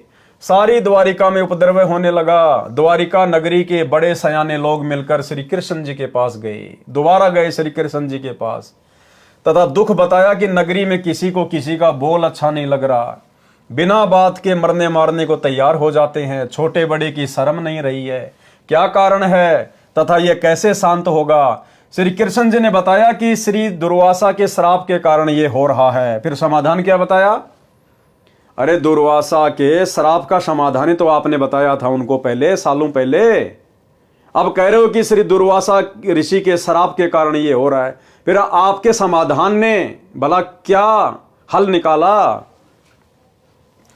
इसका समाधान सुनो। फिर से समाधान बता रहे श्री कृष्ण जी। पहले वाला समाधान तो पूरा हुआ नहीं, फेल हो गया।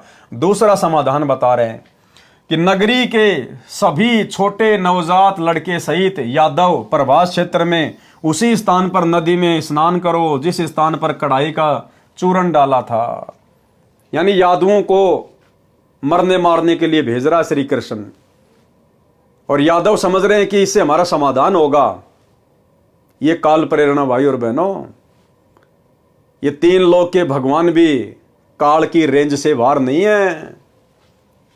श्राप से बचने के लिए द्वारिका नगरी के सब बालक, नौजवान तथा वृद्ध स्नान करने गए। श्री कृष्ण जी के कहने से स्नान करके बाहर निकलकर एक दूसरे से गाली गलौज करने लगे और उस कढ़ाई के चूरे से उत्पन्न घास को उखाड़कर एक दूसरे को मारने लगे। तलवार की तरह घास से सिर कटकर दूर गिरने लगे। कुछ व्यक्ति बचे थे, अन्य सब के सब लड़कर मर गए। उन बचे हुओं को ज्योति निरंजन काल ने स्वयं श्री कृष्ण जी में प्रवेश करके उस घास से मार डाला। अकेला श्री कृष्ण बचा था।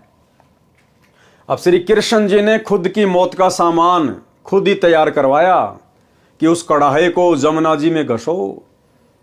एक आलसी व्यक्ति को दे दिया, लास्ट में उसने वो कढ़ाई से कैसे फेंक दिया।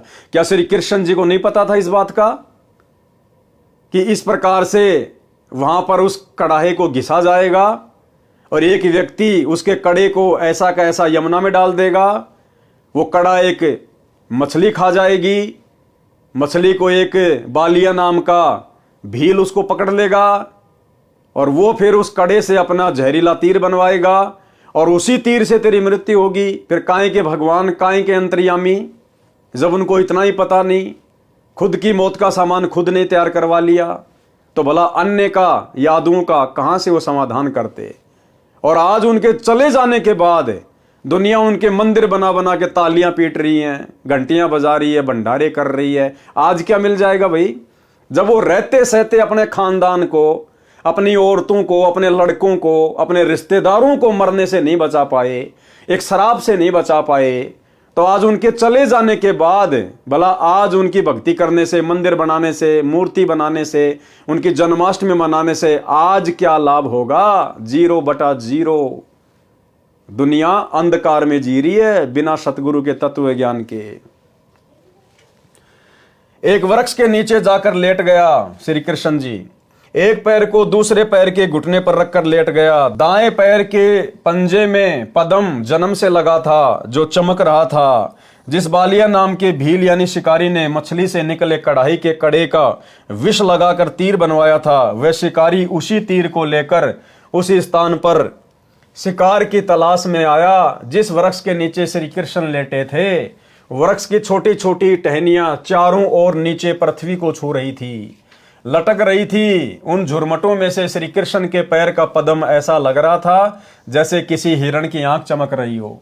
शिकारी बालिया ने आव देखा न ताव, उस चमक पर तीर दे मारा। तीर निशाने पर लगा। पैर के तलवे में विषाक्त तीर लगने से श्री कृष्ण जी की चीख निकली। बालिया समझ गया कि किसी व्यक्ति को तीर लगा है। निकट जाकर देखा तो कोई राजा है। पूछने पर पता चला कि श्री कृष्ण है। अपनी गलती की क्षमा याचना करने लगा और कहा कि हे भगवान, धोखे से तीर लग गया। मैंने आपके पैर के पद्म की चमक मृग की आंख जैसी लगी, क्षमा करो। श्री कृष्ण ने कहा कि बालिया, तेरा कोई दोष नहीं है, होनी प्रबल होती है। मैंने तेरा बदला चुकाया है। त्रेता युग में तू किष्किंधा का राजा सुग्रीव का भाई बाली था। मैं अयोध्या में रामचंद्र नाम से राजा दशरथ के घर पर जन्मा था। उस समय मैंने तेरे को वृक्ष की ओट लेकर धोखा करके लड़ाई में मारा था। अब तू मेरा एक काम कर। अब बताओ भाई और बहनों, अपने कर्मों को ये भगवान नहीं काट पाए। त्रेता में श्री रामचंद्र जी अर्थात श्री विष्णु भगवान ने धोखे से पेड़ की ओट लेकर बाली को मारा। उसका बदला श्री कृष्ण रूप में द्वापर में देना पड़ा, अर्थात अपना वो किया हुआ कर्म भोगना पड़ा। जब ये भगवान अपना कर्म नहीं काट सकते तो इनकी भक्ति करने से आप और हमारे कर्म, आप और हमारे पाप कैसे कट जाएंगे। कॉमन सेंस की बात है। ये तो समर्थ काटेगा और लाखों के काट रहा है।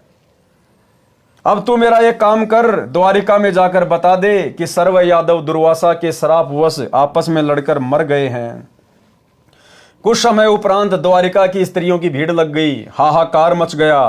पांडव श्री कृष्ण के रिश्तेदार थे, वे भी आ गए। श्री कृष्ण ने अर्जुन से कहा कि आप सर्व गोपियों यानी यादवों की स्त्रियों को अपने पास ले जाना, या कोई नर यादव नहीं बचा है। आसपास के भील इनकी इज्जत खराब करेंगे।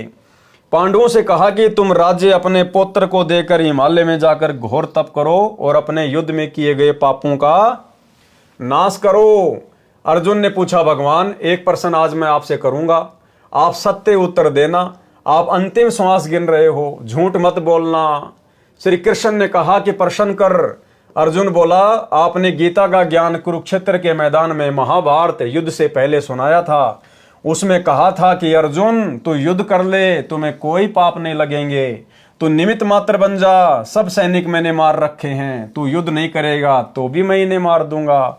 जब युधिष्ठिर को भयंकर शोपन आने लगे, आपसे कारण जाना तो आपने बताया था कि युद्ध में किए बंधुघात के पाप के परिणाम स्वरूप कष्ट आया। समाधान यज्ञ करना बताया। उस समय मैं आपसे विवाद नहीं कर सका क्योंकि भाई की जिंदगी का सवाल था।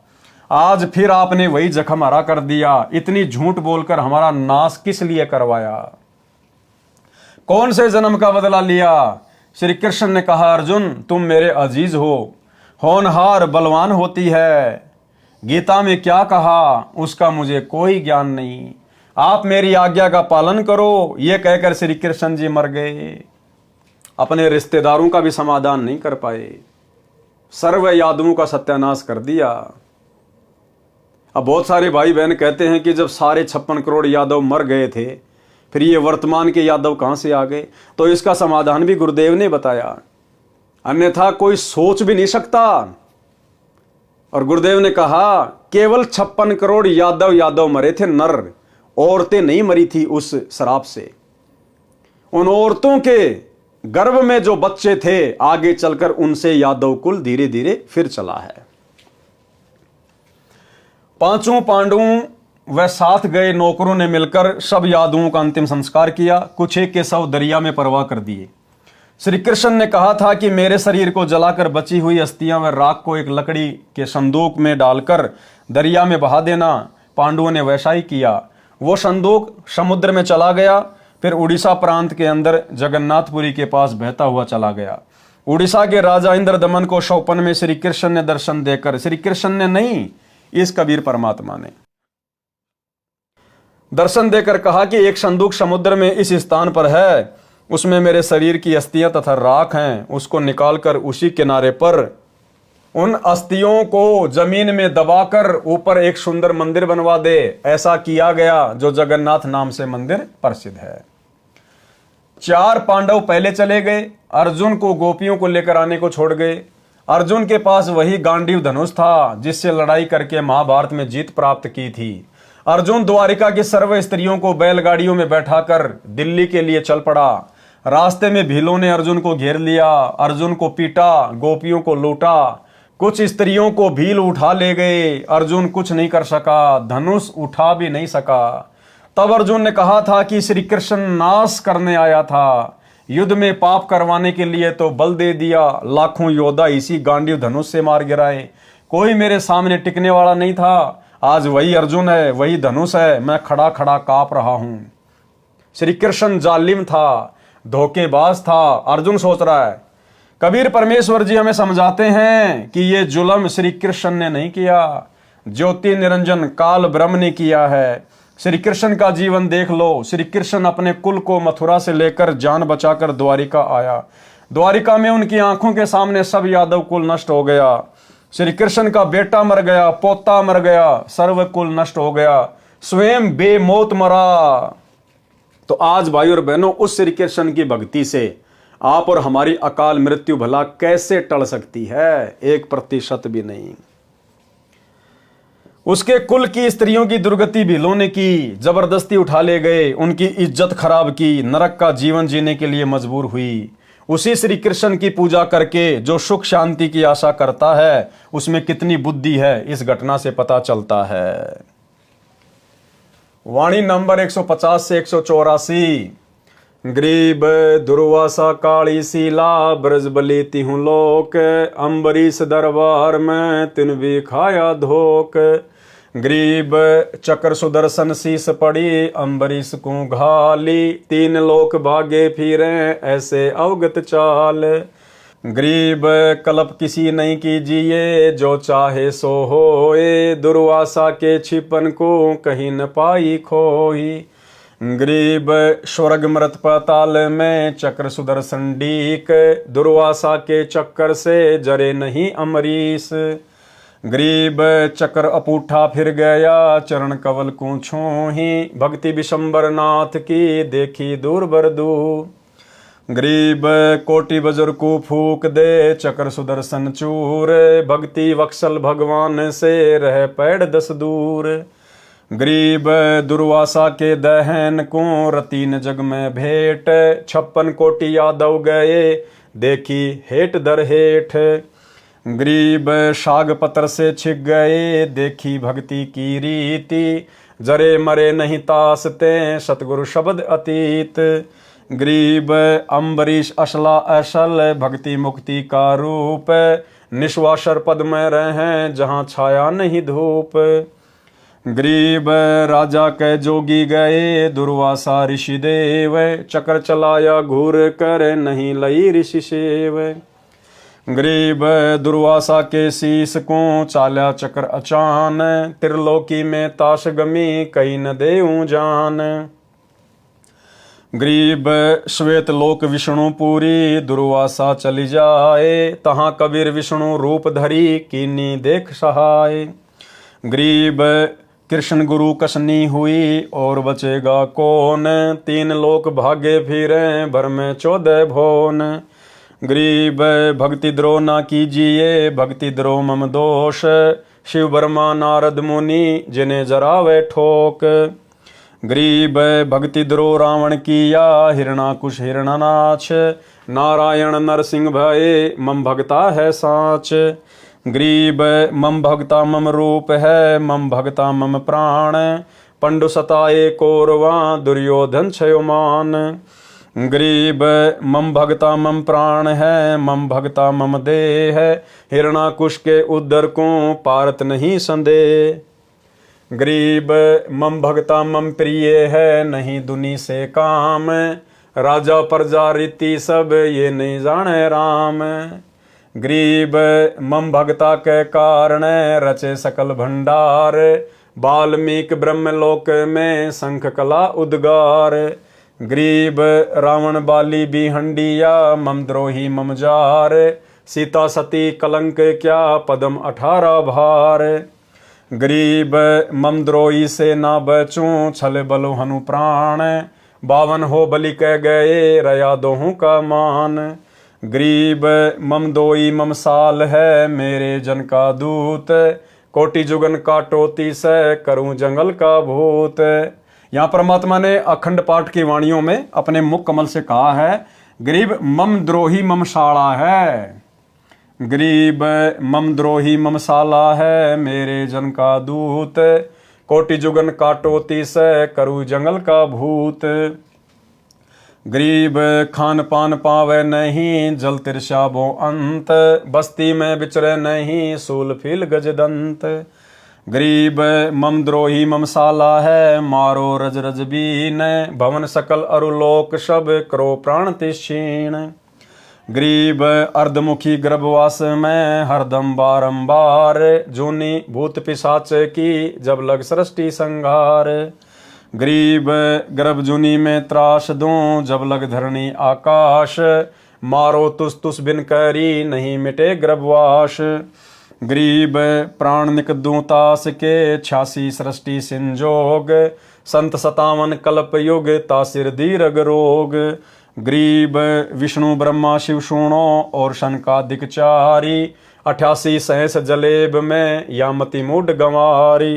गरीब चक्र चले दुर्वासा परी, मैं बख्शो नहीं तो ही मम द्रोही तू दूसरा चरण कवल ऋषि जोही। गरीब दुर्वासा बोले तहाँ सुनो भक्ति के ईश, सुरग शातल लोक सब तुम पूर्ण जगदीश। गरीब तुमरे दर छूटे नहीं चक्र सुदर्शन चोट, कहाँ खंदाओ ईस जी बचो कौन सी ओट। गरीब अम्बरीश दरबार में जाओ निरसंदेह, काल घटा पूठी पड़े मम द्रोही मुखे। गरीब दुर्वासा मृत्यु लोक को तुम जाओ तत्काल, ज्ञान ध्यान शास्त्रार्थ तजो बाद विद्या जंजाल। गरीब जब तप करनी काल है, बिन भक्ति बंधान, एक ही केवल नाम है, सो देवेंगे दान। गरीब मान बड़ाई कूकरी, डिगडम फाण करंत, जिनके उर में ना बसो, जम छाती तोरंत। सारांश, सतयुग में अमरीश नाम के एक धार्मिक राजा हुए। वही आत्मा त्रेता युग में राजा जनक हुए, जो सीता जी के पिता थे। वही राजा अमरीश अब राजा जनक वाली आत्मा कलयुग में श्री नानक देव सिख धर्म के प्रवर्तक हुए। और भाई साहब, वो नानक जी अभी तक पार नहीं हो पाए, क्योंकि पार होने का समय तो भाई और बहनों कलयुग की बिचली पीढ़ी है। नानक जी भी 64 लाख आत्माओं में से एक थी, और 64 के 64 लाख भाई और बहनों 650 साल पहले गुरु को परमात्मा ना मानकर फैल हो चुके थे। तो श्री नानक जी भी अभी तक यहीं फंसे पड़े हैं। और भाई और बहनों, हिसार जेल से आए हुए विशेष संदेश नंबर 74 में गुरुदेव भगवान ने बिल्कुल क्लियर कर दिया कि श्री नानक जी का वर्तमान में जन्म हो चुका है और उनको नाम दीक्षा भी मिल चुकी है। परमात्मा ने उस आत्मा का जिक्र किया कि सतयुग में वो राजा अमरीश था, त्रेता में राजा जनक था, और 650 साल पहले बाबा नानक के रूप में जन्मा। और अब वर्तमान में अगर अब परमात्मा उसको शरण में ना लेता तो फिर से 84 में जाता। गुरुदेव कह रहे हैं अब यदि वर्तमान में परमात्मा उनको शरण में ना लेता, उनको नाम ना देता, तो 84 में जाता। तो भाई और बहनों, नानक जी की आत्मा अभी भी यही फंसी पड़ी है, क्योंकि ये कलयुग की बिचली पीढ़ी का टाइम ही मोक्ष का मेन टाइम है। अब है वो समय, अब परमेश्वर उन सभी आत्माओं को पुनः मौका देंगे मानव जन्म देकर। किसी भाई बहन को शंका ना हो जाए, कहीं उस गुरुद्रोही की तरफ ध्यान चला जाए जो वर्तमान में गुरुद्रोही की भूमिका में है। संजय दिल्ली वाला पूर्णतया अपने आप को ही परमात्मा मान चुका है, तत्वदर्शी संत मान चुका है कि मैं नानक जी की आत्मा हूं। नानक जी की आत्मा को परमात्मा इस कलयुग की बिचली पीढ़ी में गुरु पद देने के लिए, पाखंड में उलझाने के लिए जन्म नहीं देगा, भक्ति के लिए जन्म देगा। उसके अंदर तो किसी प्रेत की आत्मा है जो सारे उससे उल्टे कर्म करवा रही है, उसको गुरुद्रोही की पदवी पे लाके छोड़ दिया। नानक की आत्मा परमेश्वर की शरण में आ चुकी है। गुरुदेव ने इस 74 नंबर की ऑडियो में बिल्कुल क्लियर कर दिया है, एक बार सुन लीजिए। 3 लोक का राज जय जीव को कोई दे, लाख बधाई क्या करे जय नहीं नाम ते ले। जैसे राजा अमरीश राजा थे और वो भक्ति ना करी तो करनी चाहिए थी, मर गया, राज छूट गया। कोई पुण्य शेष रह रहे थे, फिर राजा जनक बन गया। भक्ति से फिर बाबा नानक बन गया। अरीब जब नाम ना मिलता तो 84 में जाते, और फिर ये जीवन भी ऐसे नष्ट हो जाता। अरीब जब नाम ना मिलता तो 84 में जाते, और फिर ये जीवन भी ऐसे नष्ट हो जाता। अरीब जब नाम ना मिलता तो 84 में जाते, और फिर ये जीवन भी ऐसे नष्ट हो जाता। तो भाई और बहनों, क्लियर हो गया। परमात्मा ने उसके सारे जन्म गिना दिए, नानक जी वाला जन्म भी बता दिया कि फिर उसको नानक जी का जन्म मिला। और अब वर्तमान में यदि परमात्मा उसको नाम ना देते, उसको शरण में ना लेते, तो 84 में जाता। इसका मतलब वर्तमान में वो आत्मा जन्म ले चुकी है और गुरुदेव भगवान की शरण में आकर अपनी भक्ति कर रही है। राजा अमरीश के इष्ट देव श्री विष्णु जी थे, किसी गुरु जी से दीक्षा लेकर साधना करते थे। राजा अमरीश भक्ति को प्राथमिकता देते थे, उनके लिए अन्न जल का संयम रखते थे कि मन भक्ति में लगे। भगत अमरीश ने महीने के आहार का नियम बना रखा था, वे प्रतिदिन 1 रोटी कम खाते थे।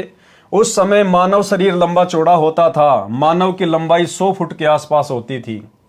इसके अनुसार मोटाई भी अधिक होती थी, भोजन की खुराक भी अधिक होती थी। गुरु जी ने एकादशी का व्रत रखना भी भक्ति कर्म बता रखा था। अमरीश को वेद ज्ञान भी था, उनकी आत्मा मानती थी कि व्रत रखना वेद में नहीं लिखा है। गुरु को भी नाराज नहीं करना चाहा, इसलिए अपने आहार को इस प्रकार नियमित किया कि एकादशी को भोजन न करना पड़े। जैसे एक दिन में पेट भरने के लिए सामान्य तौर पर 11 रोटी भोजन करते थे, तो उसको प्रतिदिन इस तरह कम करते थे कि एकादशी को बिल्कुल न खाना पड़े। जैसे कृष्ण पक्ष की अमावस्या को रोटी व अन्य सब्जी खाते थे, तो प्रतिदिन 1 रोटी व उसी अनुसार सब्जी भी कम कर देते थे। तो एकादशी को कुछ नहीं खाते थे, फिर इसी तरह प्रतिदिन 1-1 रोटी बढ़ाते थे। यह प्रति महीने का क्रम था। एक बार एकादशी को ऋषि दुर्वासा जी राजा अम्बरीश के दरबार में आए। राजा ने ऋषि जी का आदर सत्कार किया, भोजन के लिए निवेदन किया। ऋषि दुर्वासा ने कहा कि भोजन तैयार करवाओ, तब तक मैं दरिया पर स्नान करके आता हूँ। ऋषि जी को लौटने में देरी हो गई। राजा अम्बरीश के गुरुजी ने राजा को व्रत समापन करने को कहा। अम्बरीश ने विचार किया कि ऋषि दुर्वासा के आने पर ही जल आचमन करूंगा, परंतु ऋषि नहीं आए। गुरुजी ने एकादशी समाप्त होने से पहले जल का आचमन अम्बरीश को करवा दिया। ऋषि दुर्वासा लौटे तो अम्बरीश से कहा कि आप भी हमारे साथ बैठकर खाना खाओ। अम्बरीश ने सब बात बताई कि आज मेरा एकादशी का व्रत था। एकादशी आज के दिन 11 बजे समाप्त हो गई है। इससे पहले एकादशी के व्रत को समापन करना अनिवार्य था। मैंने जो खाना था खा लिया, अब आज कुछ नहीं खाना है। ऋषि दुर्वासा तो क्रोध से भरे रहते थे। अम्बरीश से कहा कि तेरे घर पर ऋषि आए हैं, तूने ऋषियों से पहले भोजन करके हमारा अपमान किया है। यह कहकर ऋषि ने राजा को उपदेश दिया कि यह कर्मकांड वेद विरुद्ध है, इसे नहीं करना चाहिए, व्यर्थ है। राजा ने कहा जो आपकी आज्ञा। ऋषि दुर्वासा बिना आहार किए ही चला गया। अगली बार भी दुर्वासा जानबूझकर बकवाद करने के लिए एकादशी को आया। राजा ने उसी तरह एकादशी का व्रत समापन किया। ऋषि जानबूझकर उस दिन और देर से स्नान करके आए। खाने के समय राजा के साथ बैठकर भोजन करने का आदेश दिया। राजा ने वही व्यवस्था बताई कि मैंने एकादशी के व्रत का समय पर उद्यापन करना था, आज भोजन नहीं खा सकता, क्षमा करो, आप भोग लगाओ और हमें कृतार्थ करो। ये उत्तर राजा का सुनकर ऋषि दुर्वासा आग बबूला होकर बोला, मैंने तुझे एकादशी का व्रत न करने को कहा था, आपने मेरा अपमान किया है। राजा ने कहा कि ऋषि जी, मैं व्रत नहीं रखता, ये तो अंजल का संयम बनाकर साधना करता हूं। परंतु ऋषि दुर्वासा ने सुदर्शन चक्र को आदेश दिया कि राजा का सिर काट दे। सुदर्शन चक्र तुरंत सक्रिय हुआ, आग की लपटें निकलने लगी। सुदर्शन चक्र ने भयंकर रूप धारण किया और राजा अम्बरीश की ओर चल पड़ा, जो वहां से 10 कदम 50-60 फुट की दूरी पर जमीन पर आसन लगाए बैठा था। राजा के चरण छूकर सुदर्शन चक्र वापस दुर्वासा ऋषि की ओर मुड़ा और ऋषि के शांत करने पर भी शांत नहीं हुआ, तो ऋषि को समझते देर न लगी कि चक्र तेरे को भस्म करेगा। भाई और बहनों, यही दुर्वासा वाली गलतियां ये सतलोक आश्रम मैनेजमेंट हरियाणा गुरुजी का परिवार, ये कोऑर्डिनेटर लोग बरवाला कांड 2014 से लगातार सात संगतियों में सत्सेवकों के साथ में कर रहे हैं। भाई हम अपनी सात संगतियां रख रहे हैं, हम भगत भाई बहन मिलकर अपने गुरु को इष्ट मानकर भोग लगा रहे हैं, हम भाई बहन मिलकर शंका समाधान करते हैं, गुरु के ज्ञान पे चर्चा करते हैं, गुरु की महिमा करते हैं, भंडारा करते हैं।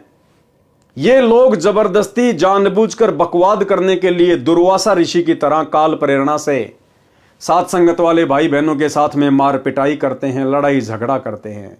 एक बार नहीं, 2 बार नहीं, अनेकों बार इन्होंने जानबूझकर बकवादे की है। भाई और बहनों, भक्ति विधान तो वही है। अब आने वाले समय में भी इन लोगों के साथ में वही बनेगी जो दुर्वासा ऋषि के साथ बनी, जानबूझकर बकवाद करने वालों के साथ बनी। हम कोई गुरुजी के परिवार के घर में जाके साथ संगतियां नहीं करते, हम इनके आश्रमों में जाके साथ संगतियां नहीं करते, हम इन आश्रम वालों को बुलाते भी नहीं, लेकिन जबरदस्ती काल प्रेरणा से ये लोग साथ संगति में व्यवधान डालने के लिए दुर्वासा की तरह आ टपकते हैं। तो भाई और बहनों, ये जानबूझकर बकवाद करते हैं और आने वाले समय में भक्ति विधान अनुसार इनके साथ में वही बनेगी जो दुर्वासा के साथ में बनी। क्या कहा परमात्मा ने आगे? तो ऋषि को समझते देर न लगी कि चक्कर तेरे को भस्म करेगा। अपने प्राणों की रक्षा के लिए पहले अपने इष्ट देव श्री शिव जी के पास गए, सब बात बताई तथा रक्षा की प्रार्थना की। श्री शिव जी से भी सुदर्शन चक्र शांत नहीं हुआ, तो ऋषि से कहा कि भाग भाग, हमें भी मरवाएगा। ऋषि दुर्वासा श्री ब्रह्मा जी के पास गया, वहां से भी भगा दिया और बताया कि विष्णु के पास जा, अम्बरीश विष्णु का भगत है। दुर्वासा को भी पता था, इसलिए वहां नहीं जाना चाहता था, परंतु मरता क्या न करता वाली बात सामने थी। ऋषि दुर्वासा सिद्धि से उड़े जा रहा था श्री विष्णु के रूप में। अब देखो वहां कौन बैठे थे श्री विष्णु के रूप में? श्री विष्णु के रूप में परमात्मा पूर्ण ब्रह्म, कौन? सतगुरु रामपाल जी भगवान, ये कबीर देव 33 करोड़ देवताओं की सभा लगाए हुए थे।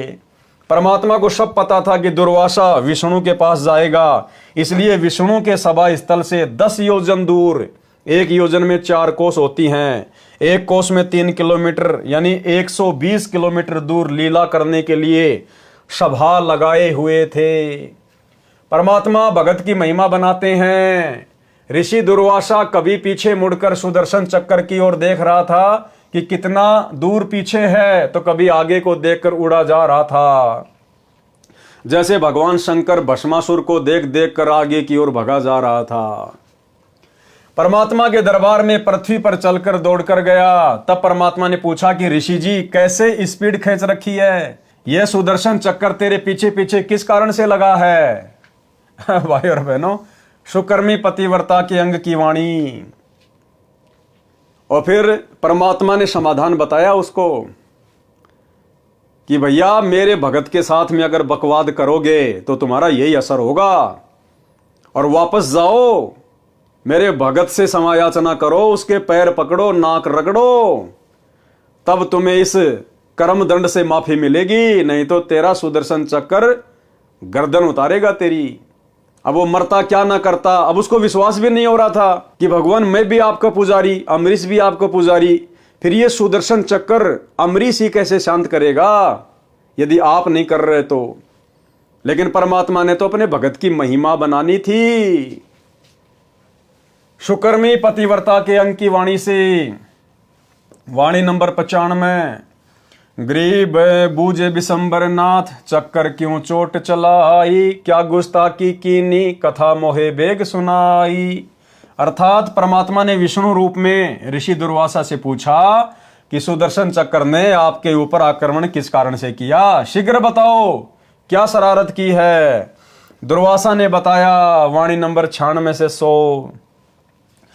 गरीब अम्बरीश मृतलोक बसै, एक राजा सूचा, करे एकादश व्रत, ज्ञान कछु अधिक ऊंचा। गरीब हम कीन्या ब्रह्म ज्ञान, उन्हें सरगुण उपदेशा, छाड़ एकादश व्रत, कहा हम लग्या अंदेशा। गरीब हम दीन्या चक्कर चलाई, काटी सिर इसका लीजे, ओ चक्कर पग छूही उलट करी, दिग्विजय कीजे। गरीब हम भागे भय खाई, चक्कर छूटे गए नारा, 3 लोक में गवन किए, राखे नहीं किने अधारा। गरीब अब आए तुम पास, जान राई जानत सोई, हमको ल्यो छिपाई, चक्कर मारे नहीं मोही। सारांश, मृत लोक यानी पृथ्वी के ऊपर अम्बरीश नाम का एक सच्चा सोचा राजा निवास करता है। वह एकादशी का व्रत करता है, परंतु उसका ज्ञान उत्तम है। सारी सच्चाई बता दी वहां तो उसने। मैंने उनको ज्ञान समझाया और कहा कि आप एकादशी का व्रत त्याग दो, परंतु राजा अपनी बात को ऊपर रखते हुए अपना ज्ञान बोलने लगा। इससे मुझे क्रोध आ गया। मैंने सुदर्शन चक्कर को आज्ञा दी कि राजा अम्बरीश का सिर काट दे। सुदर्शन चक्कर चला और राजा के चरण छूकर उल्टा मेरे को मारने के लिए चल पड़ा। मैं डरकर भागा, तीनों लोकों में रक्षा के लिए गया, परंतु किसी ने शरण नहीं दी। हे जानी जान, अब मैं आपकी शरण में आया हूं, मेरे को छुपा लो, सुदर्शन चक्कर मुझे मारे ना, मेरी रक्षा करो। भाई और बहनों, ऐसी बात नहीं है। परमात्मा ने कहा कि सुदर्शन चक्कर को विष्णु भी शांत कर सकता था, ब्रह्मा भी कर सकता था, लेकिन वो सुदर्शन चक्कर श्री विष्णु जी ने नहीं छोड़ा था। वो सुदर्शन चक्कर श्री ब्रह्मा जी वाला नहीं था, शंकर जी वाला नहीं था। वो सुदर्शन चक्कर तो पूर्ण ब्रह्म परमात्मा कबीर देव सतगुरु रामपाल जी भगवान ने छोड़ा था, और उनके द्वारा छोड़ी गई शब्द शक्ति को उनके अलावा कोई भी नहीं रोक सकता। वाणी नंबर 101 से 103, 107 से 111, 115। गरीब हंसे विशंबर नाथ, ऋषिजन तू ज्ञान ही ना, अम्बरीश दरबार तुम क्यों दिग्विजय की ना। गरीब अम्बरीश रणधीर, सती सूरा सतवादी, तुम दुर्वासा देव फिरो ज्ञानन के वादी। गरीब निर्गुण सरगुण भक्ति सब उनके हैं देवा, उर में रहे छिपाई कहे कोनन से भेवा। गरीब तुम ऋषि जाओ बेगी अमरीश दरबारा, दुध बाद मिटी जाही हो तुम्हारा निस्तारा। गरीब चरण कमल चितलाई पढ़ो उनके दरबारा, वे कल्प वृक्ष स्वरूप कष्ट के मोचन हारा। गरीब जब ऋषि चले विचारी चूक हमरी ही निक्षी, चक्र सुदर्शन गैल जान अमरीश ही बख्शी। गरीब बोले राजा बैन सुनो दुर्वासा देवा, ना कछु हमरे दोष तुम्हारा तुमको लेवा। गरीब राजा दो आशीष पीठ पर हाथ लगाओ, चक्र सुदर्शन पकड़ी धरो मेरे मस्तक लाओ। गरीब अम्बरीश को चक्कर पकड़ी शीतल चक्कर कीन्या, जब ऋषि दई आशीष सही राजा पर बीना। पारक के अंग से वाणी।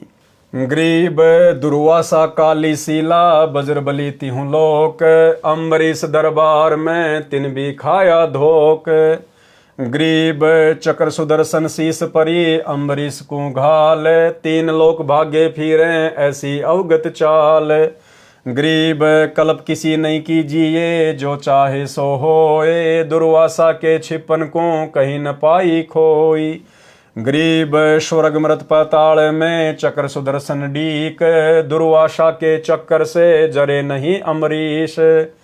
गरीब चक्र अपूठा फिर गया चरण कवल को छूही, भक्ति विशंबर नाथ की देखी दूबर दू। गरीब कोटि बजर को फूक दे चक्र सुदर्शन चूर, भक्ति बच्छल भगवान से रहे पैड़ 10 दूर। गरीब श्वेत लोक विष्णु पूरी दुर्वासा चली जाए, तहां कबीर विष्णु रूपधारी कीनी देख सहाय। गरीब दुर्वासा बोले तहां सुनो भक्ति के ईश, स्वर्ग ऋषातल लोक सब तुम पूर्ण जगदीश। गरीब तुमरे दर छूटे नहीं चक्र सुदर्शन चोट, कहाँ खंदाओ ईश जी बचो कौन की ओट। गरीब अम्बरीश दरबार में जाओ निसंदेह, काल घटा पूठी पड़े ममद्रोही मुखे। गरीब दुर्वासा मृत्यु लोक को तुम जाओ तत्काल, ज्ञान ध्यान शास्त्रार्थ तजो बाद विद्या जंजाल। गरीब जब तब करनी काल है बिन भक्ति बंदान, एक ही केवल नाम है सो देवेंगे दान। गरीब मान बड़ाई कूकरी डिम डफान करंत, जिनके उर में ना बैसो जम छाती तोरंत। गरीब दुर्वासा अमरीश कह गए ज्ञान गुण डार, चरण कवल शिक्षा लई तुम ईश्वर प्राण उधार। गरीब बख्शो प्राण दया करो पीठ लगाओ हाथ, उर मेरे में ठंडी होए शीतल कीजे गात। गरीब अम्बरीश में के तहाँ बीन से बदन खुलास, तुम ऋषि मेरे प्राण हो मैं हूँ तुमरा दास। गरीब चक्र सुदर्शन शीस धरी दीजो भक्ति की आन, मैं चेरा चरणा रहूं बख्शो मेरे प्राण। गरीब चक्र सुदर्शन पकड़ कर अम्बरीश बैठाए, दुर्वासा पर मेहर करी चलो भक्ति के भाई। अचला के अंग से वाणी। वाणी नंबर 130 से 134। गरीब दुर्वासा कैसे बचे अम्बरीश के चोर, परमेश्वर बिच कर परे चक्र सुदर्शन जोर।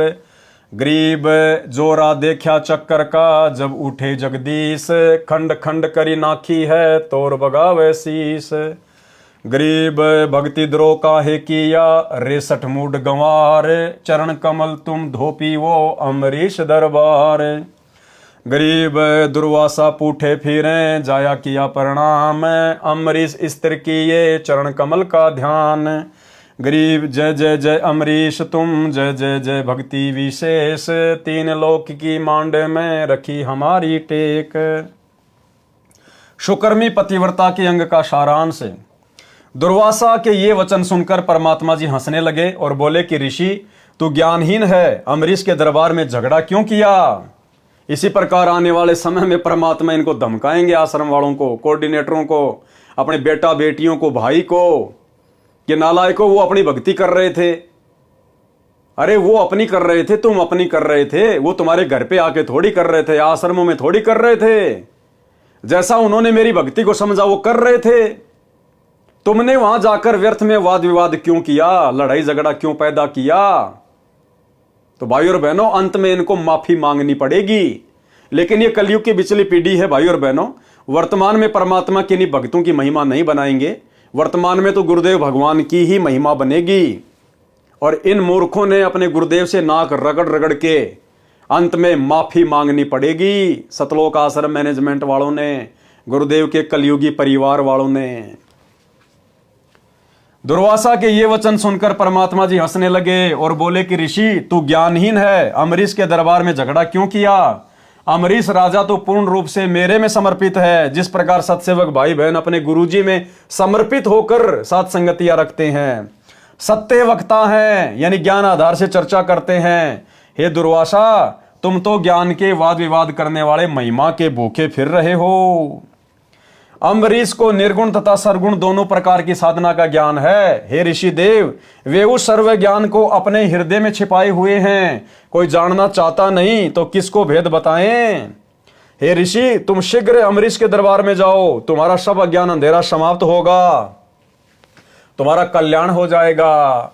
हे ऋषि दुर्वासा, तुम अम्बरीश के दरबार में जाकर उनके चरणों में गिरो, वे संकट के मोचन करने वाले हैं। अचला के अंक की वाणी का सारांश। ठीक इसी प्रकार भाई और बहनों, एक सत्संग में गुरुदेव ने स्पष्ट कर दिया अपनी संगत के लिए भी, कि जैसे तुम आपस में झगड़ा करते हो और भले तुम दोनों भगत हैं, भले दो भगत हैं और आपस में झगड़ा कर रहे हैं, दोनों ने नाम भी ले रखा है, और एक भगत बेचारा कुछ नहीं कहता और एक जबरदस्ती उसको परेशान करता है। जैसे हम सत्सेवक भाई बहन कुछ नहीं करते और ये मैनेजमेंट वाले जबरदस्ती हमारे को दुखी करते हैं, परेशान करते हैं। तो परमात्मा ने बताया, जो भगत बेचारा शांत है, कुछ नहीं करता, ज्ञान आधार से भक्ति कर रहा है, उसकी तो परमात्मा रक्षा करेगा, और जो जबरदस्ती बकवाद करता है उसका परमात्मा बक्कल उतारेगा, दुर्वासा ऋषि की तरह। ये छोटा सा सत्संग है, सुन लीजिए गुरुदेव के मुख कमल से। इसमें एक बहुत बड़ा नियम है प्रभु का कि सबसे ज्यादा हमें अधीन रहना होगा। आप दो भक्त हैं, दोनों ने उपदेश ले रखा है, और तुम आपस में झगड़ा करते हो और एक भक्त कुछ नहीं कहता, दूसरा उसको नाजायज परेशान करने की चेष्टा करता है, तो परमात्मा उस जो भक्त की रक्षा करेगा। और वो भी बेशक भक्त है, जो बेमतलब बकवाद करके दूसरे को तंग कर रहा है भक्त को, तो उसको हानि पहुंचाएगा, जबकि दोनों भक्त ही है। तो भाई और बहनों, ठीक आने वाले समय में गुरुदेव के कलयुगी परिवार के साथ, सतलोक आश्रम मैनेजमेंट हरियाणा के साथ ऋषि दुर्वासा जैसी बनेगी, क्योंकि इन्होंने तो इस कलयुग की बिचली पीढ़ी में पूर्ण सतगुरु से उपदेश लेकर, तत्व ज्ञान लेकर दुर्वासा से भी बड़ी गलतियां कर डाली, दुर्वासा से भी बड़ी गलतियां। अरे दुर्वासा को तो तत्व ज्ञान नहीं था, उसको तो निर्गुण सरगुण भक्ति का ज्ञान नहीं था। आज तुम्हें गुरुदेव ने क्या कमी छोड़ दी ज्ञान समझाने में 30 वर्षों में, फिर भी तुमने अपने स्वार्थ के लिए सात संगतियों में आकर काल प्रेरणा से झगड़ा किया, बकवादे की, मुकदमे लगवाए, भक्तों को जेल करवाई, भक्तों के साथ में मारपीट की। तुम्हारे साथ क्या बनेगी? तुम्हारे कर्मों के प्रतिफल में। अचला के अंक की वाणी का सारांश है। संत गरीबदास जी बता रहे हैं कि दुर्वासा कैसे बच सकता था। वह तो एक महान आत्मा अम्बरीश का चोर था, यानी अम्बरीश के यथार्थ ज्ञान को सुनकर भी अपने अहंकार का प्रदर्शन किया। ठीक इसी प्रकार सात संगति की वीडियो देखकर भी सतलोक आश्रम मैनेजमेंट हरियाणा वाले अपने अहंकार का ही प्रदर्शन कर रहे हैं, सच्चाई को स्वीकार नहीं रहे। वह तो परमेश्वर जी बीच में आ गए, अन्यथा सुदर्शन चक्र तो बहुत शक्तिशाली है। इसी प्रकार भाई और बहनों, जो कर्म वर्तमान में गुरुदेव का परिवार कर रहा है, कोऑर्डिनेटर कर रहे हैं, ये तो सतगुरु रामपाल जी भगवान इनका बीच बचाव कर रहे हैं, इनके बीच में पड़े हैं, नहीं तो इनके कर्मों का दंड बहुत भयंकर है। क्योंकि साध संगति सतगुरु रामपाल जी भगवान का यथार्थ 13वां कबीर पंथ है, और इनके 13वें पंथ को यानी सात संगतियों को रोकने का मतलब है ट्रेन की पटरी के ऊपर अंधे गधे के द्वारा लात चलाना। ये तो ड्राइवर समझदार है, परमात्मा है जो गाड़ी रोक के रखा हुआ है, अन्यथा वो गधा कहां जाके गिरे उसका अता पता भी नहीं पड़े। परमेश्वर जी ने सुदर्शन चक्र की उग्रता देखी, तब अपना आसन छोड़कर दुर्वासा की रक्षा के लिए उठे। विचार किया कि यदि बचाव नहीं किया तो ऋषि के टुकड़े टुकड़े करके मार डालेगा। हे मूर्ख गंवार ऋषि दुर्वासा, हे मूर्ख गंवार सतलोक आश्रम मैनेजमेंट हरियाणा वालों, तुमने भगत अम्बरीश के साथ द्रोह क्यों किया? तुमने सात संगत वाले सतसेवकों के साथ में झगड़ा क्यों किया? तुम अम्बरीश के दरबार में जाओ और चरण धोकर पीओ। पारक के अंक की वाणी का सारांश। दुर्वासा ऋषि ने भगवान से कहा कि आप तीनों लोकों के स्वामी हो, आप पूर्ण जगदीश हो, आप भक्तों के भगवान हो। आपके द्वार पर मेरी रक्षा नहीं हुई तो कहाँ होगी? आप अपने से दूर कहाँ भेज रहे हो प्रभु जी?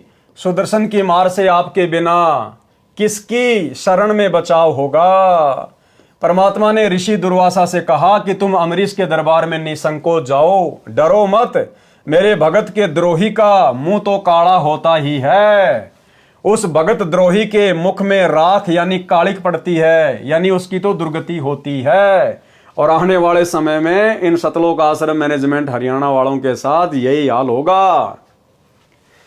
परमेश्वर जी ने कहा, हे दुर्वासा, तुम मृत लोक यानी पृथ्वी लोक को शीघ्र जाओ, इस शास्त्रार्थ के चक्कर को त्याग दो। वाद विवाद तो जी का जंजाल होता है।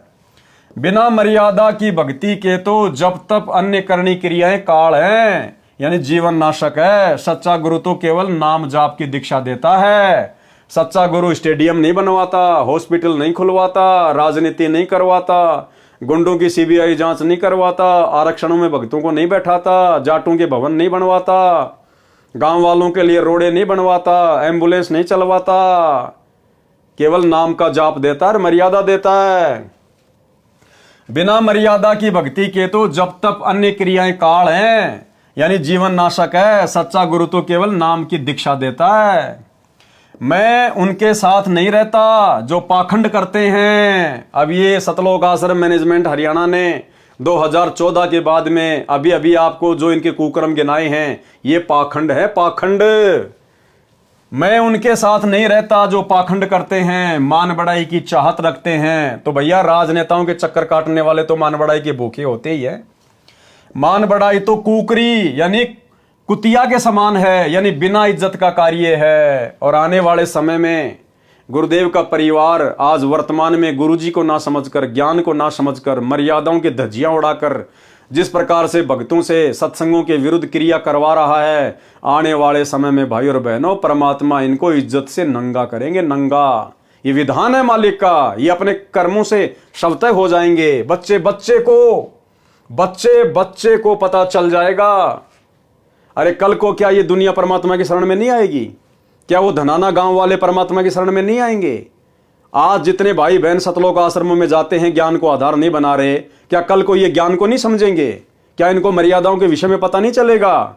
तो जितने बड़े बड़े कुकर्म इन्होंने कर दिए, ये कहां छुपेंगे? कहां छुपेंगे? ये बच्चा इनको ताने मारेगा, बच्चा कि काहे का गुरुजी का बेटा, काहे की गुरुजी की बेटी, काहे का कोऑर्डिनेटर 30 साल से क्या झक मरा रहा था गुरुजी के साथ में? तेरे को इतना भी नहीं पता चला? जो महापुरुष मोबाइल में वीडियो गेम खेलने के लिए मना करता है, और तुमने उस महापुरुष के नाम से 1 करोड़ रुपए का स्टेडियम बनवा दिया। ये बच्चा इनको बोलने नहीं देगा। आने वाले समय में बच्चा बोलेगा कि राजनीति कहां है गुरुजी के सत्संग में? कब गुरुजी ने बीजेपी को वोट डलवाए, कांग्रेस को वोट डलवाए, कब आदेश दिया? दिखा। ये बोल नहीं पाएंगे आने वाले समय में भाई और बहनों, बोल नहीं पाएंगे। ये मान बढ़ाई तो कुकरी यानी कुतिया के समान है, यानी बिना इज्जत का कार्य है। परमात्मा के दरबार में इज्जत ना रही तो वह आत्मा गली की कुतिया के समान है। जो पाखंड करते हैं, अन्य को नीचा दिखाते हैं, उनकी यम के दूध छाती तोड़ते हैं, यानी बुरी मार मारते हैं। दुर्वासा ऋषि लौटकर राजा अम्बरीश के दरबार यानी राजभवन में गया। मरता क्या न करता, अपने ज्ञान को त्याग कर अपनी गलती मानकर कहा कि आप तो मेरे ईश्वर हो, मेरे प्राण आधार हो, दया करो, मेरे प्राणों की रक्षा करो, मेरी पीठ पर कृपया भरा हाथ रखो ताकि मेरा दिल शांत हो, कलेजे को ठंडक पड़े, मेरा भय समाप्त हो। सुदर्शन चक्र को मेरे सिर पर शांत करके रखो। मैं आपका नौकर बनकर आपके दरबार में सदा रहूंगा। मेरे जीवन की रक्षा करो, मेरे प्राण बख्शो तथा भक्ति का दान दो। ऋषि दुर्वासा की दशा देखकर अम्बरीश हंसने लगे और प्रसन्न चित्त से ऋषि दुर्वासा से बोले कि हे देव ऋषि जी, आप तो मुझे प्राणों से भी प्रिय हो, मैं आपका दास हूं। अम्बरीश ने सुदर्शन चक्र जो आग की लपटें छोड़ रहा था, हाथ से पकड़कर शांत करके दुर्वासा को अपने पास बैठाया। दुर्वासा के ऊपर मेहर की, कहा कि भक्ति भाव से रहा करो, मान बढ़ाई में जीवन नष्ट ना करो। सुकर्मी पतिव्रता के अंक की वाणी नंबर 112 से 115 का सारांश। जब परमेश्वर कबीर जी ने ऋषि दुर्वासा जी से स्पष्ट कह दिया कि आप अम्बरीश के दरबार में जाओ, वे क्षमा करेंगे तो आपकी जान बचेगी, अन्यथा काल सिर पर नाच ही रहा है, तब ऋषि दुर्वासा को भीड़ी धरती हो गई, यानी धरती छोटी पड़ गई, यानी संकट में गिर गया और विचार किया कि मेरी ही गलती पाई। इसी प्रकार अंत में सतलोक आश्रम मैनेजमेंट हरियाणा को, जो वर्तमान में अहंकार में अंधा होके ये देख ही नहीं रहा कि परमात्मा की यथार्थ भक्ति कहाँ है, मर्यादाएं कहाँ हैं, साथ संगतियां क्या हैं, हम उन साथ संगत वालों के साथ में ऐसा बुरा बर्ताव क्यों कर रहे हैं। अंत में सतगुरुदेव भगवान के मुख कमल से जब इनको सुनने को मिलेगा कि भाई गलती तुम्हारी ही है, और इनको भी एहसास होगा कि हां हमारी ही गलती हुई है, यानी संकट में घिर गया और विचार किया कि मेरी ही गलती पाई। सुदर्शन चक्र पीछा नहीं छोड़ रहा है, अब तो राजा अम्बरीश ही पीछा छुड़वाएगा, वही जीवन दान देगा। राजा अम्बरीश बोले कि हे दुर्वासा देव जी, मैंने कुछ नहीं किया, आपने जैसा किया उसका फल ही मिला है, इसमें मेरा कोई दोष नहीं है। ऋषि दुर्वासा ने निवेदन किया कि मेरी रक्षा करो, सुदर्शन चक्र को शांत करो। राजा अम्बरीश ने सुदर्शन चक्र को शांत करके ऋषि को पकड़ा दिया, बोले कि ले तेरी मिसाइल, फिर गलती न करना। तब ऋषि दुर्वासा के जान में जान आई और अम्बरीश को आशीष दी कि धन्यवाद, आप विद्वान हो, महापुरुष हो। अचला के अंक की वाणी नंबर 133-134 का भी यही अर्थ है, दुर्वासा तथा अम्बरीश की सत्य कथा का सारांश। तो भाई और बहनों, आज की वीडियो में हम केवल इतना ही लेंगे। इन कथाओं के माध्यम से हमने शिक्षा साथ साथ लेकर चलना है। अगर हम इनको पढ़ते चले गए, सुनते चले गए, अपने जीवन में इन शिक्षाओं को लागू किया नहीं, तो इनको सुनने और सुनाने का कोई फायदा नहीं है। तो भाई और बहनों, हम भगत हैं, संत हैं, गुरुदेव ने हमारे कुछ लक्षण बताए हैं, गुण बताए हैं। हमने अपनी मर्यादाओं में रहकर, अपने परमात्मा से डरकर, भक्ति भाव से चलते हुए हमने इस काल के लोक में गुरु आशीर्वाद से विजय प्राप्त करनी है।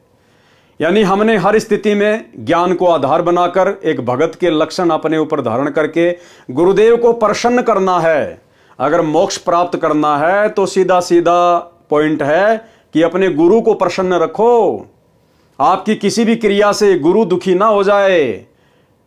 जिन बातन से गुरु दुख पावे उन बातों को दूर भगावे। हमने उन कर्मों से हमेशा दूरी बना के रखनी है जिन कर्मों से, जिन अमर्यादित हरकतों से हमारे गुरुदेव नाराज हों, रुष्ट हों, उनको चोट पहुंचे। तो हमने तो मोक्ष प्राप्त करना है, इसलिए तो हम इतना सब कुछ प्रयत्न कर रहे हैं। और यदि हमने मर्यादा तोड़ दी, भगत के लक्षण धारण किए नहीं, दुर्वासा की तरह हो गए, सतलोक आश्रम मैनेजमेंट हरियाणा वालों की तरह बिहेव करने लग गए, तो फिर क्या बनेगी हमारे साथ में। अंत में किया कर्म तो दे देगा परमात्मा, राजा बना देगा, महाराजा बना देगा, देव बना देगा, लेकिन मोक्ष तो नहीं हुआ। मोक्ष नहीं हुआ तो फिर 84, फिर ये कष्ट, समस्याएं यूं की यूं खड़ी रहेंगी। तो भाई और बहनों, हमने तो हर हाल में सहन करते हुए आगे बढ़ना है। जैसे हमारे गुरुदेव भगवान एक भगत की भूमिका करते हुए सबकी गालियां, सबकी मार पिटाई, सबके लांछन, सबके व्यंग, ताने, जेल सहन करते हुए निरंतर भक्ति मार्ग पर आगे बढ़ रहे हैं। हमने भी उसी प्रकार से अपने गुरु के भक्ति वाले जीवन को देखते हुए निरंतर आगे की ओर बढ़ना है, नीची गर्दन करके अपने आप को मृत जानकर। तब गुरु हमसे प्रसन्न होंगे। तो भाई और बहनों, आज के वीडियो में केवल इतना ही। कल रात्रि 8 बजे फिर से सभी भाई बहन लाइव जुड़िए। तब तक गुरुदेव भगवान हम सबको आज्ञा दें, इजाजत दें, आशीर्वाद दें। बंदी छोड़ सतगुरु रामपाल जी भगवान की जय हो।